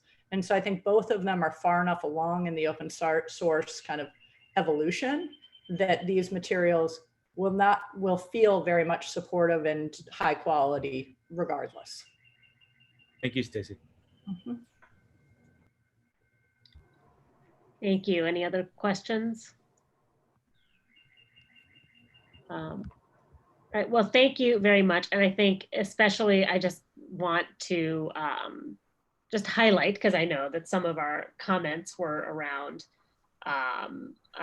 the middle school math changes. And I know there's probably some unease with some parents with the decision not to move forward with 6th, 7th compacted math next year. And I want to highlight that the new curriculum that's being piloted really is going to address some of the concerns that parents have around meeting kids where they are. So I'm excited that is moving forward. I'm excited that all of these changes have gotten educator support. And so thank you for all of the intense work that I know it was to move all these pieces forward, especially during a pandemic. I think, Anya, I think you have the motion on this, if you want to go ahead and. Yes. I move that the Board of Education approve the adoption of the recommended curricular materials as outlined in the board memo. We have a second. Second. Hernandez, Yes. Lindsay Ryan, Yes. Mendoza, Yes. Tanya Booty, Yes. Halpern, Yes. Kim, Yes. Cartha. Yes. And then with that, we are going to move on to our board reorganization portion of the meeting. And so to kick that off, we need the appointment of president and secretary pro tem. So Joey, I believe you have that motion, if you can. I do. I move that the Board of Education appoint Phil Earhart as president pro tem and Adila Qureshi as the secretary pro tem. Do we have a second?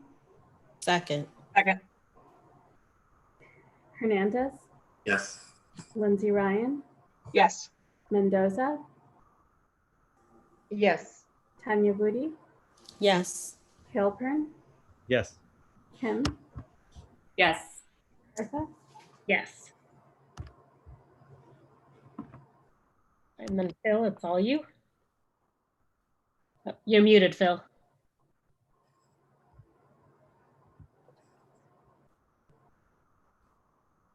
Board is, I'm going to make you aware of now, Anya Tanyabuti has submitted a letter of interest in serving as the president of the District 65 School Board. Are there any other nominations, including self-nominations for this position? Not seeing any then. We will now take a vote to elect Tanya Buti as board president for the duration of 1 year.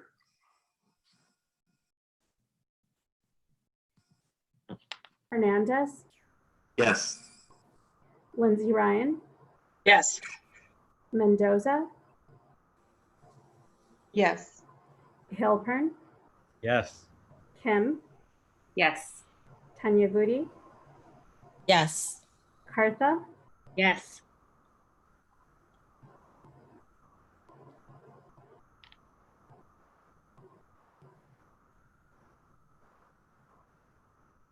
Thank you all.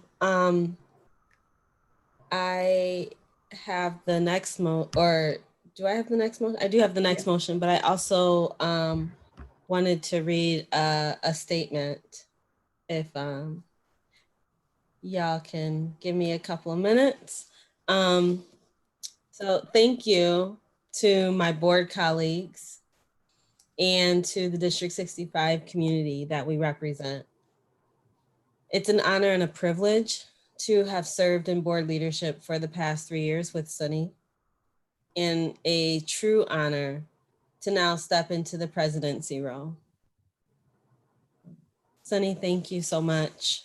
You leave really big shoes to fill, and it's been a pleasure to work with you.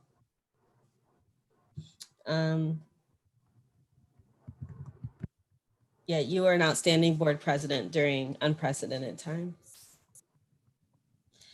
I'm grateful. I'm so grateful for your continued presence. I'm sorry, I lost my track.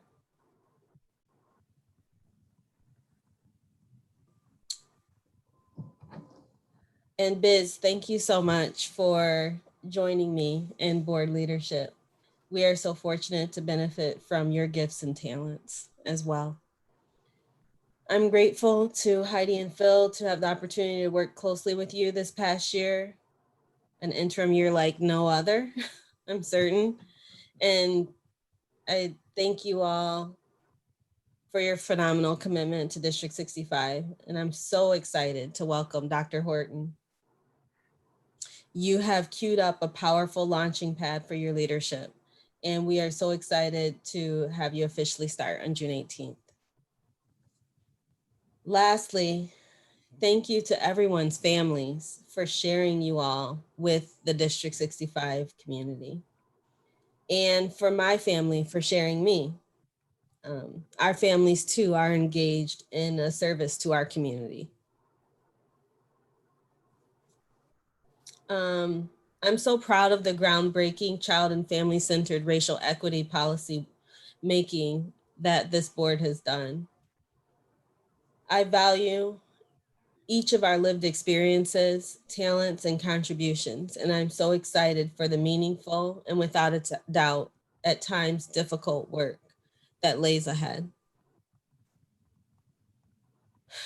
I have been saddened of late, heavy and tired with grief and fear by the state-sanctioned violence that we see being enacted across our nation. I'm proud of the global throngs of communities, including our own, organizing themselves to bravely engage in mutual aid and stand up and demand more humane and just treatment through reforms, abolition policies, and demands for investment in community. The past 2 weeks as a Black woman, a Black mother, I have felt pained. I believe strongly and sit here because I believe our children deserve a more healed, a more sustainable, a more empathetic, a more loving world. They deserve to live in a world free from barbarism, in a world where there is no question if their lives matter. And right now, that is not the case, but it can be. While I have grief for Ahmaud Arbery, George Floyd, and Breonna Taylor, and the thousands that have come before them and since, so much grief and fear and rage, it's paralyzing at times. But I also feel hope that change gonna come, because we are the descendants of the undefeated. Because of that, I know we will persevere with love for one another, with vision for our children's future, with imagination, and with fervor for our community. While I grieve the air of this country and the conscience of everyone who has been and continues to be complicit in its genocide of the indigenous and kidnapped African captives who have built it and whose descendants still reside, I grieve, yet still I rise. Still, we are here. I speak up, I stand up because we deserve also to be served and seen. We are not diversity accessories, and our suffering is not background noise. An excerpt from Maya Angelou's Still I Rise. Leaving behind nights of terror and fear, I rise. Into a daybreak that's wondrously clear, I rise. Bringing the gifts that my ancestors gave, I am the dream and the hope of the slave. I rise, I rise, I rise. Look at the composition of this board and our district administrative team. We rise. I once was a child in a district, much like District 65 in demographic, climate, and culture. My aptitude to lead and learn was neglected, and I had no models in my school district to envision myself in the seat that you all have voted me into. It was not until my departure to an explicitly racist school with a gifted program that my learning was invested in, to the negligence, however, of my emotional safety. No family or child should have to make such choices between learning and physical or emotional safety. I'm committed to leading with the value of academic rigor for every child and holistic learning. And I can do that confidently because those are the values of this board. My hope is that we lead in a way that ensures every child has academic and emotional readiness to take our seats down the line. And 30 years from now, when they do, they won't be maintaining justice rather than fighting to build it.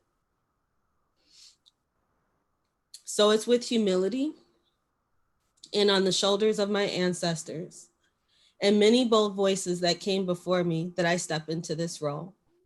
and on behalf of the entire District 65 community. What I can continue to promise you, board colleagues and District 65 community, is a continued commitment to transparency and inclusivity, and to not let our foot off the gas. As unrest spreads across our nation, it is clear we need our commitment to racial justice now more than ever, and the power in making policy with individuals' full humanity in mind. It's a misnomer that talking about race is divisive. Remaining in disconsciousness about race is truly divisive and a violent practice.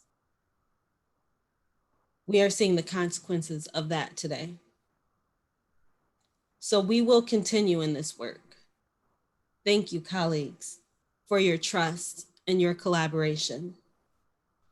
Together, we will do big things for the children and families of District 65 in collaboration with the knowledge and wisdom of our stakeholders. With much gratitude, let's go District 65. Let's link arms and move forward in community for a just and equitable future.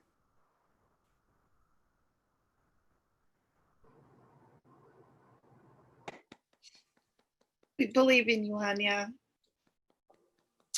Thank you. So I am going to read the next motion, and I'm so proud to do so. Biz Lindsay Ryan has submitted a letter of interest in serving as the Vice President of the District 65 School Board. Are there any other nominations, including self-nominations for this position? If none, we will now take a vote to elect Lindsay Ryan as Vice President for the duration of 1 year. Hernandez, Yes. Lindsay Ryan, Yes. Mendoza, Yes. Anyavudi, Yes. Hilpern, Yes.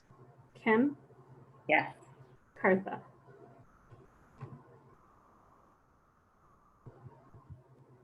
Did you hear Sunny, or No. did you just? Tony, you're muted. Okay, you're muted, Sunny. Sorry, yes. Little dramatic pause there.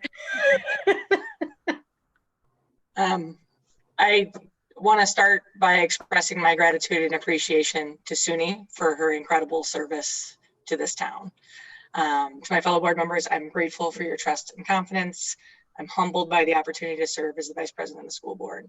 I commit to using my voice in this role for us to reimagine this district in whatever ways necessary as we strive for equity and deliver on our shared commitment to dismantle white supremacy, creating anti-racist policies and practices to transform our operations to improve the outcomes and experiences of Black and Latinx students. I am beyond excited to partner with Anya to do this important work ahead. Thank you.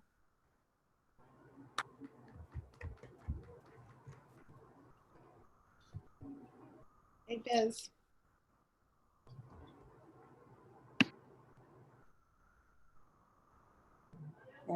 Kim, or yeah, Sula. Okay, so I have the next motion. I move that the Board of Education accept the recommendation and elect Adila Qureshi as Secretary for the Evanston-Skokie School District 65 Board of Education until its next reorganization meeting in 2021. Second. Hernandez, Yes. Lindsay Ryan, Yes. Mendoza, Yes. Anyavudi, Yes. Hilpern, Yes. Kim, Yes. Cartha. Yes. All right, so next on our agenda, my agenda just disappeared, sorry.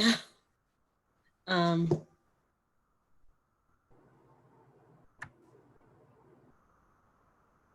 code of conduct. Okay, yeah, so there you go, you have that motion. Absolutely. So this is, so I move that the Board of Education adopt the attached code of conduct recommended by the Illinois Association of School Boards. Second. Second. Hernandez, Yes. Lindsay Ryan, Yes. Mendoza, Yes. Tanya Vudi, Yes. Hilpern, Yes. Kim, Yes. Kartha, Yes.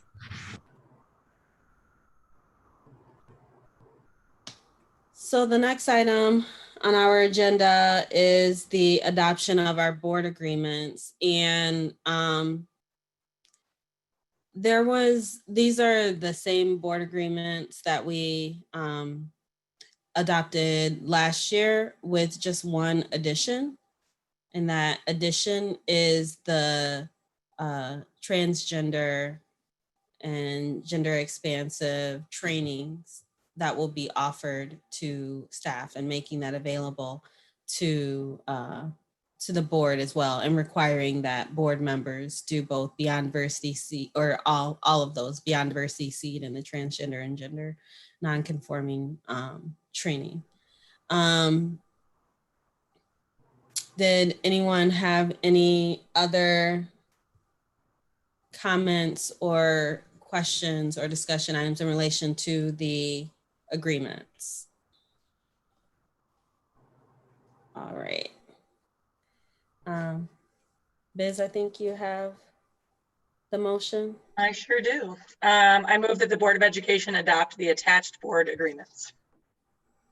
Second. Hernandez, Yes. Lindsay Ryan, Yes. Mendoza, Yes. Hilpern, Yes. Kim, Yes. Kartha, Yes. Tanya Vudi, Yes.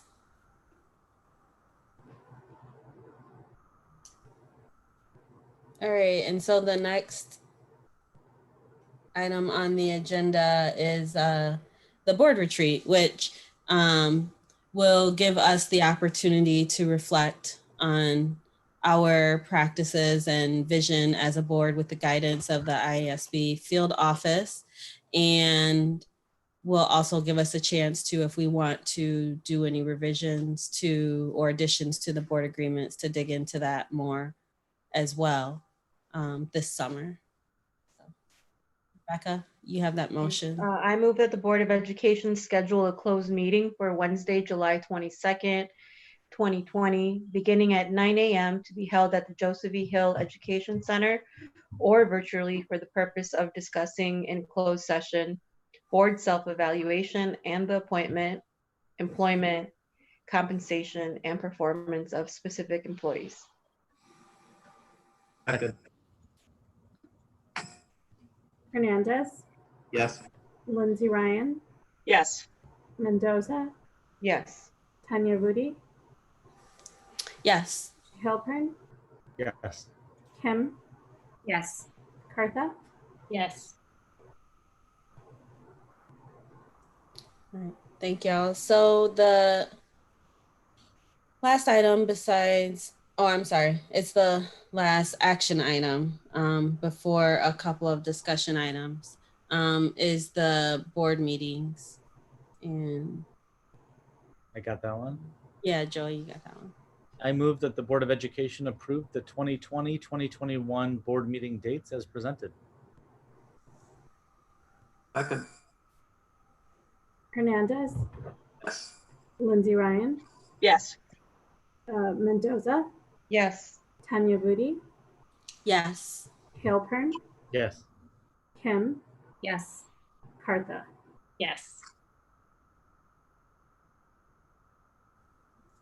All right, so we're going to move on to a couple of discussion items. First is our board planning discussion. So at the end of each school year, we take this opportunity as a board to talk about priorities for the coming school year, so that the superintendent and cabinet team have the opportunity to plan. And we will review what those plans are as we reconvene the next school year. So I asked everybody to think of 3 to 5 priorities. And I invite you all to highlight your 3 to 5 or potentially more, like myself, priorities that came to mind as you reviewed the draft that was linked to our agenda.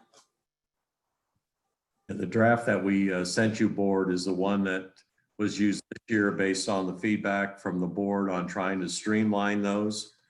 And we wanted to see if you wanted to continue to move in that same direction forward.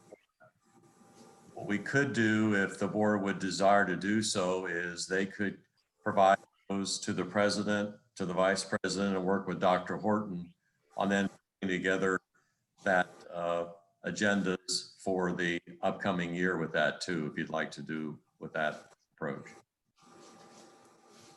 I would like to give the opportunity for the public to hear what our priorities are as well. So we certainly don't need to belabor the point.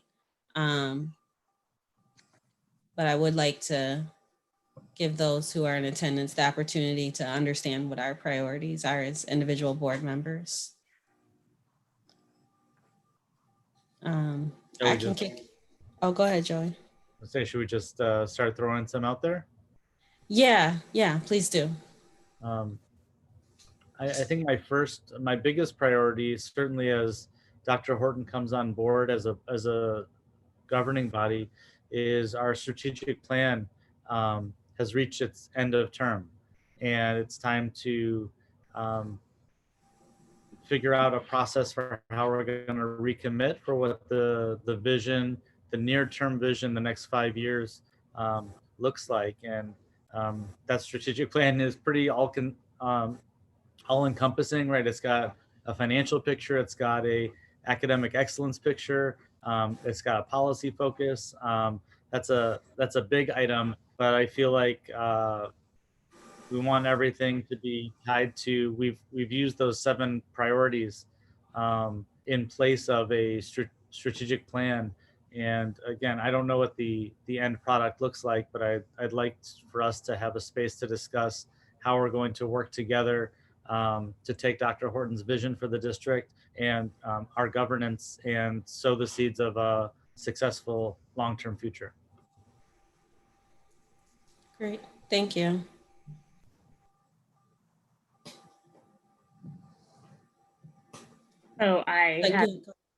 So sorry. No, I was saying, go ahead. Okay. I had one of that is one of my my suggestions. I think, I don't know if this is really, kind of a priority for next year or just more of a making sure we consider how we monitor. We know that the upcoming year is going to be a non-traditional school year and probably going to have some form of remote learning and all of that. I don't know how we can build in discussions regularly and sort of progress monitoring of how remote learning is going, how we are adjusting as necessary. I mean, I think that's going to be important for us as a board to hear, but also for us to report out to the community, sort of the special circumstances for next year. So that was one thing. It was brought up in several public comments today around math and math acceleration. And I do think that we should have some public discussion around what the administrative thinking is, but I also want to be clear that it probably is not something that is subject to a board vote. I know in the past, we've kind of muddled it because we did vote on detracking 8th grade math, which I think was kind of a remnant of having the board previously having intervened in not allowing the consolidated algebra for all. And so we're kind of correcting it in that sense. I don't know if we want to necessarily going forward, wanting to perpetuate having some of these sorts of administrative program decisions really being board votes. But at the same time, I think there's value in sort of having it as a discussion item at a board meeting so the community can better understand what the plans are, how the math pilot is going, what plans are for if we are continuing or not continuing the acceleration program and all of that. again, I don't know if this is more of maybe a monitoring kind of question. You know, we got the report last month, whenever that was, around special education and some of the proposed changes. And I think we probably need to see some more intensive changes. And so building in some time for discussion, sort of like the follow-up of, now that we have this data and we've made some initial changes, what's next to better support our special ed students. And then finally, something that I bring up almost every year, if not every year, is I think we need to build in conversations around boundary lines. And it's a difficult topic, I know, for any community, and it does impact a lot of other decisions around program delivery, around TWE, around special education. And so I think we need to be able to figure out how we are going to start really digging into that conversation about whether we redraw boundary lines, whether we are talking.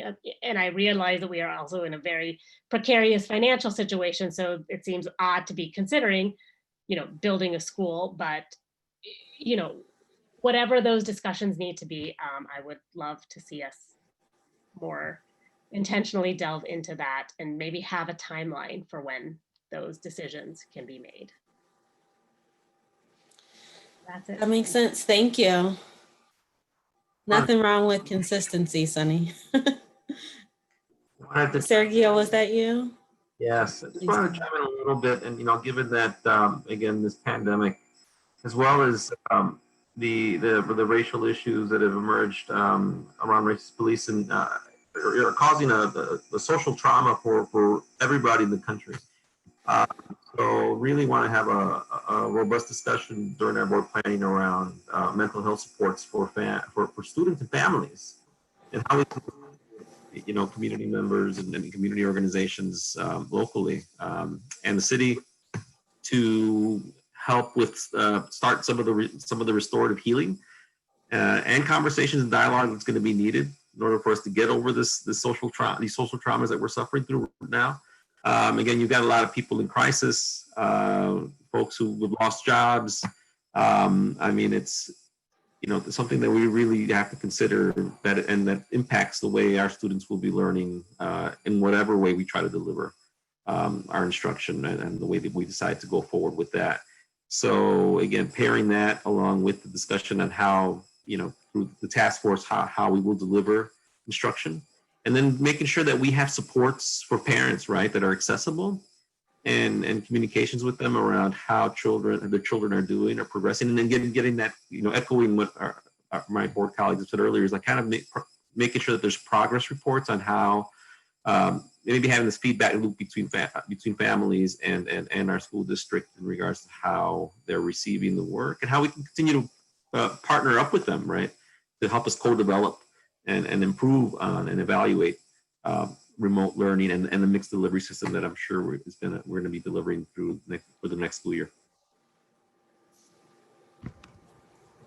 Thank you, Sergio. Hey, Rebecca. Oh, I'm sorry.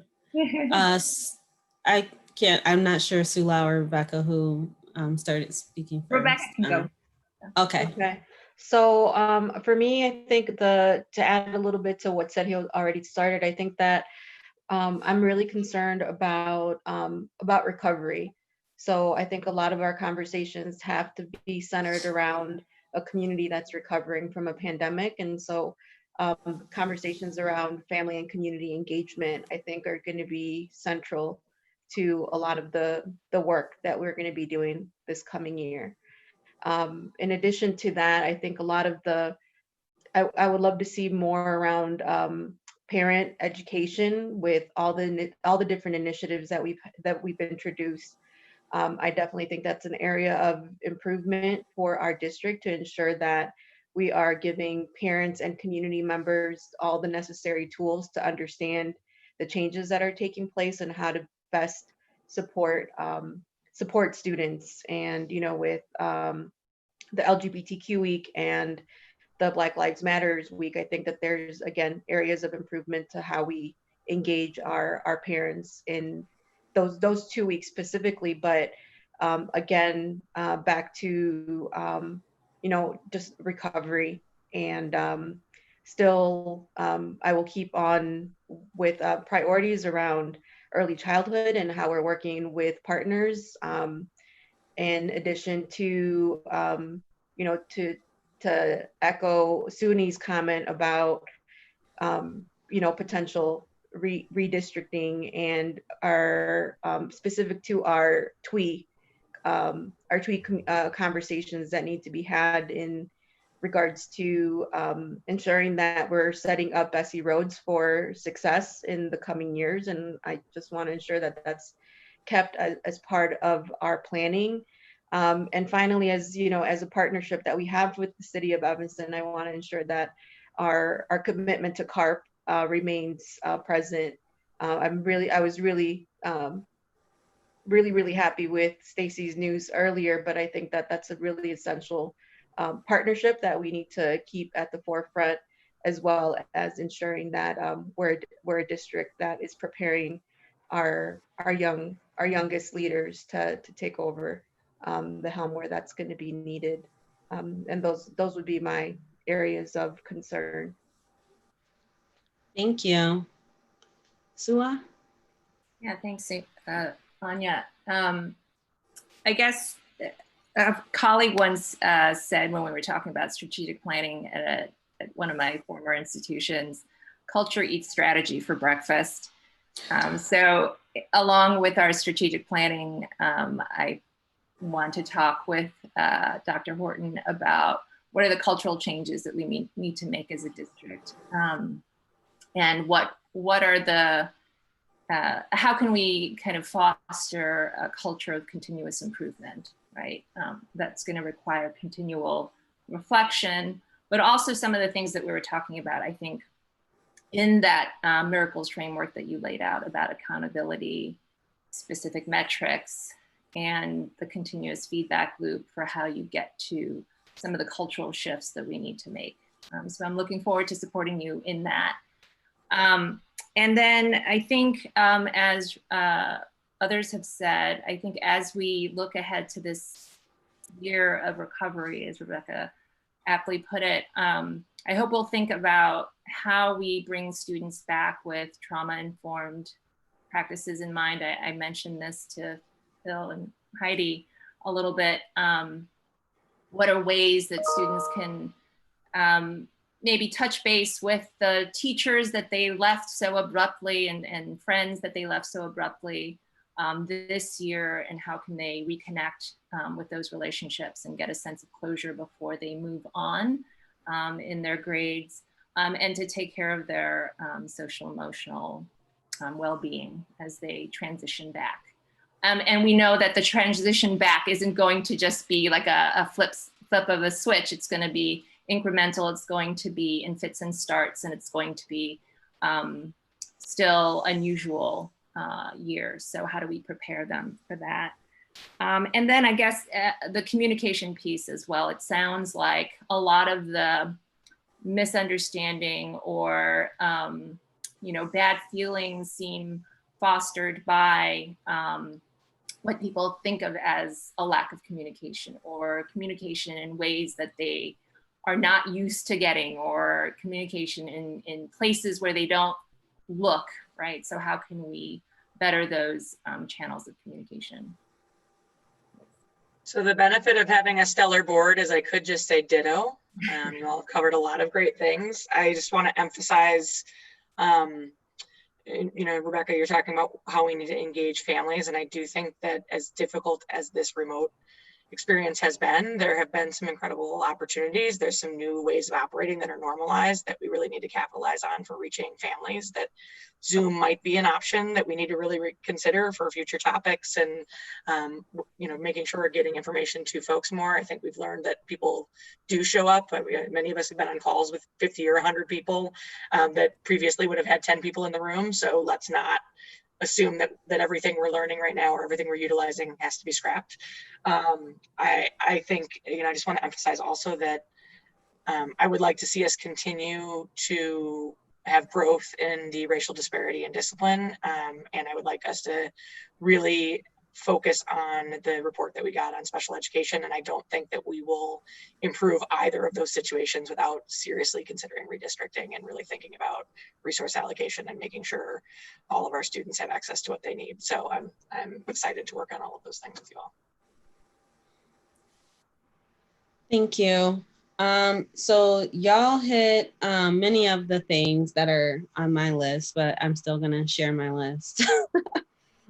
So I also would be interested in us having a discussion about bilingual education and our TWE program specifically.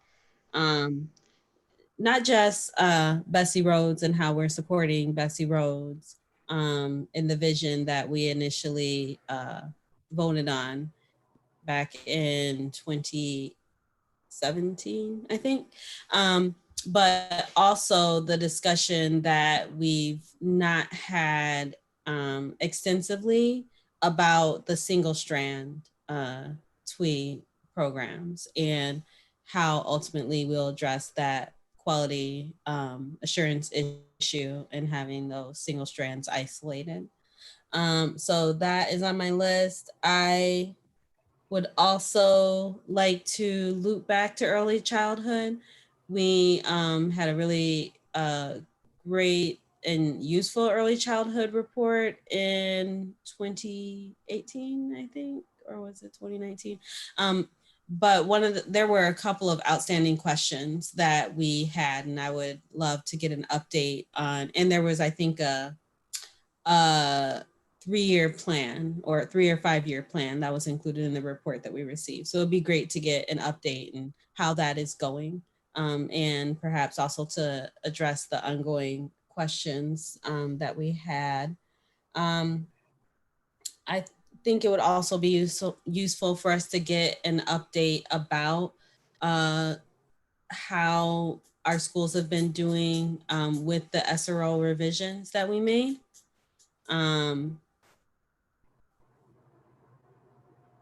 And along with, I think, redistricting and strategic planning is a discussion about our fiscal state and involving the community in those discussions.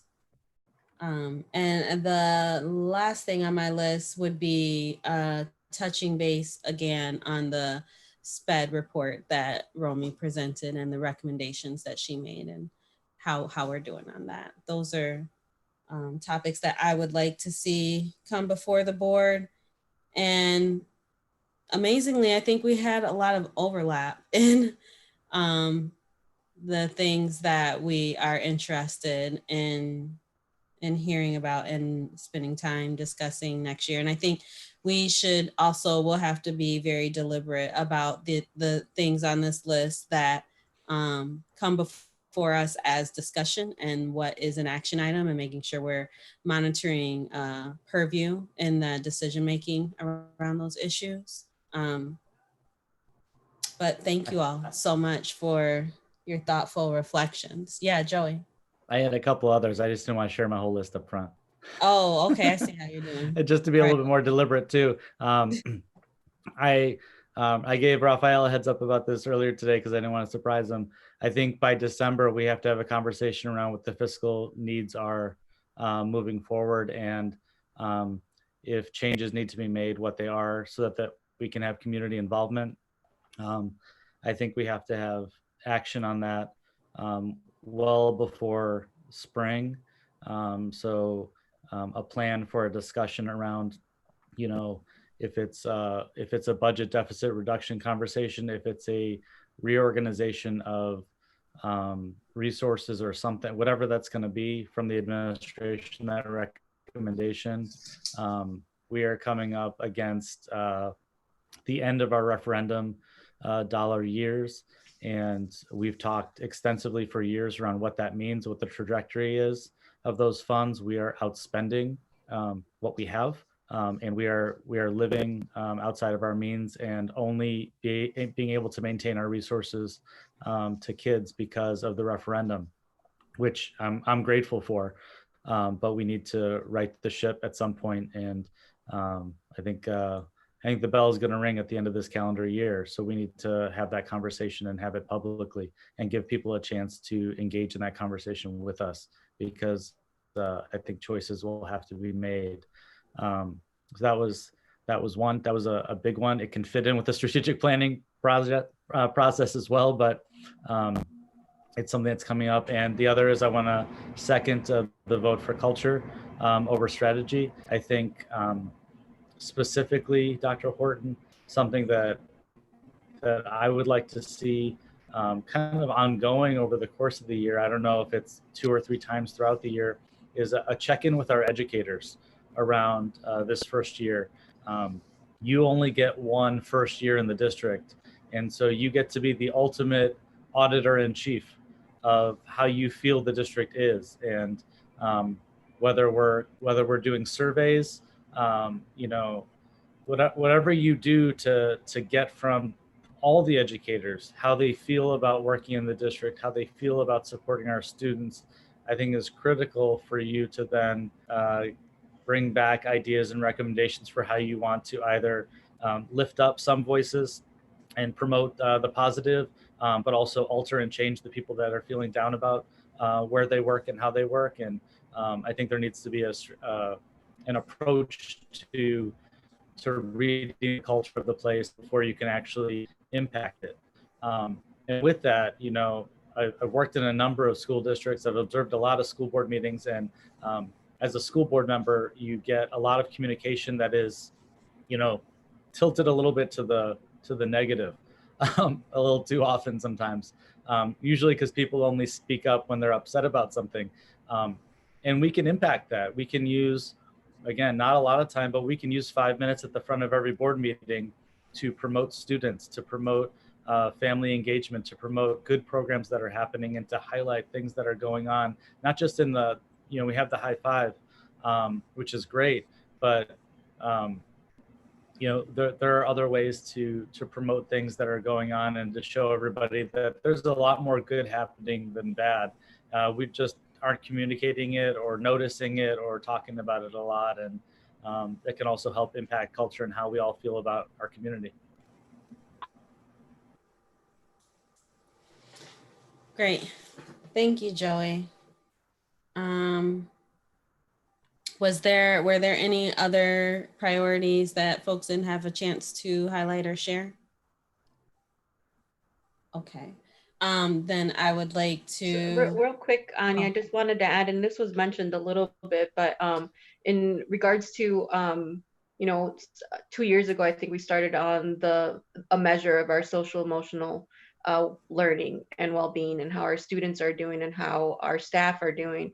So just wanted to add to that we still need a way to measure how our students are doing social emotionally, as well as our staff. So I think that's a really important piece that we still need to work on. And it was mentioned in different ways, but I think more so, again, in terms of recovery, I think that our needs are going to be very different than they were any other year. And just to bring that back around, that we still need that piece.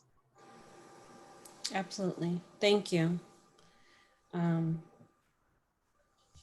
Thank you all for your reflection, the time that you took to reflect and provide such thoughtful feedback. I'm looking forward to, Dr. Horton, your first year, and I'm looking forward to having the chance to dig into these important topics.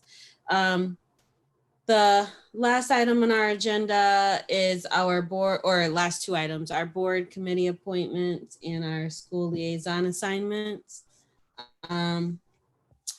Adila has the electronic copies, and you'll be posting them or attaching them to this agenda, right, Adila? Yeah, it's been updated to the board packet, and then we'll post it to the website tomorrow morning. Okay, wonderful. So yeah, our committee appointments are not terribly different.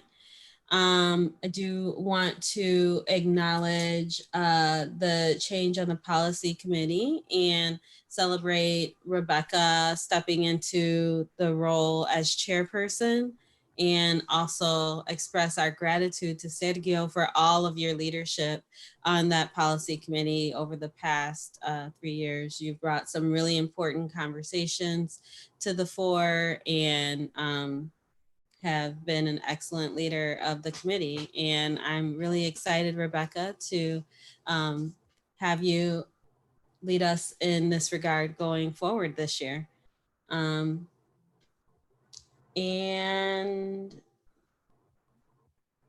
the other notable changes, Sunny will be on the Park Advisory Board and City Liaison Committee, and Biz will be joining the City School Liaison Committee as well. Did anybody have any questions or comments about the committee appointments? Just a quick question, because I'm a newbie. So do I just wait to hear from when these, I mean, I know I get the finance committee meeting invites, but the other ones, do I just wait to be invited, or do I have to raise my hand and say I'm here? How does that work? Some of them you just wait to get invited. Yeah. Okay. They're on the board the meeting calendar, like the meetings are on there, and then we usually get email announcements reminding us of those meetings and the agendas being ready for review. But for the District 202 and 65 one, the dates are on our board meeting dates. That's when the meeting is. The committee will meet probably 1 month before that to plan the agenda, and that'll be like a surprise, 7:30 a.m. meeting that you'll get a week's notice about. Okay. Thanks for the heads up. So the committee meetings should be listed on the meeting calendar as well under committees. But you are correct. The joint District 65 202, those have not been planned out yet. So those meetings are not on the calendar. And the same goes for the city school liaison committees. We have not coordinated with our outside partners yet on dates for those. Okay. So what's the, that's how I usually find out, is by consulting it. So what's the timeline typically for getting those coordinated and that calendar updated? So normally we would have had those dates by now. I think it's just a matter of hopefully within the next month we will figure things out and coordinate across the board with that. And I'll make sure that it's updated, and we'll make sure that it's announced at the first board meeting for 2021. Wonderful. Thank you. All right, and so the last thing on our agenda are our school liaison appointments. Our school liaison appointments are going to remain the same for the 2021 school year. Just made a correction to make sure that Sula was listed here for Lincolnwood and Walker.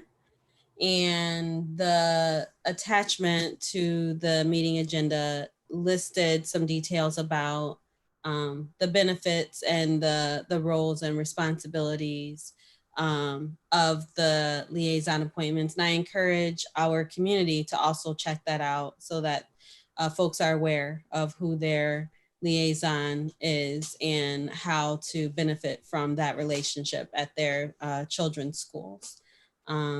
We are here in service to community, and we definitely want to be connected with our schools. So did anybody have anything to add to the liaison appointments? Any questions or concerns associated with that? All right, well, with no business before the board, I adjourn this meeting. FYI is at the bottom, y'all, sorry. I adjourn this meeting at 9:35. Have a great summer. Thanks, everybody. Everybody.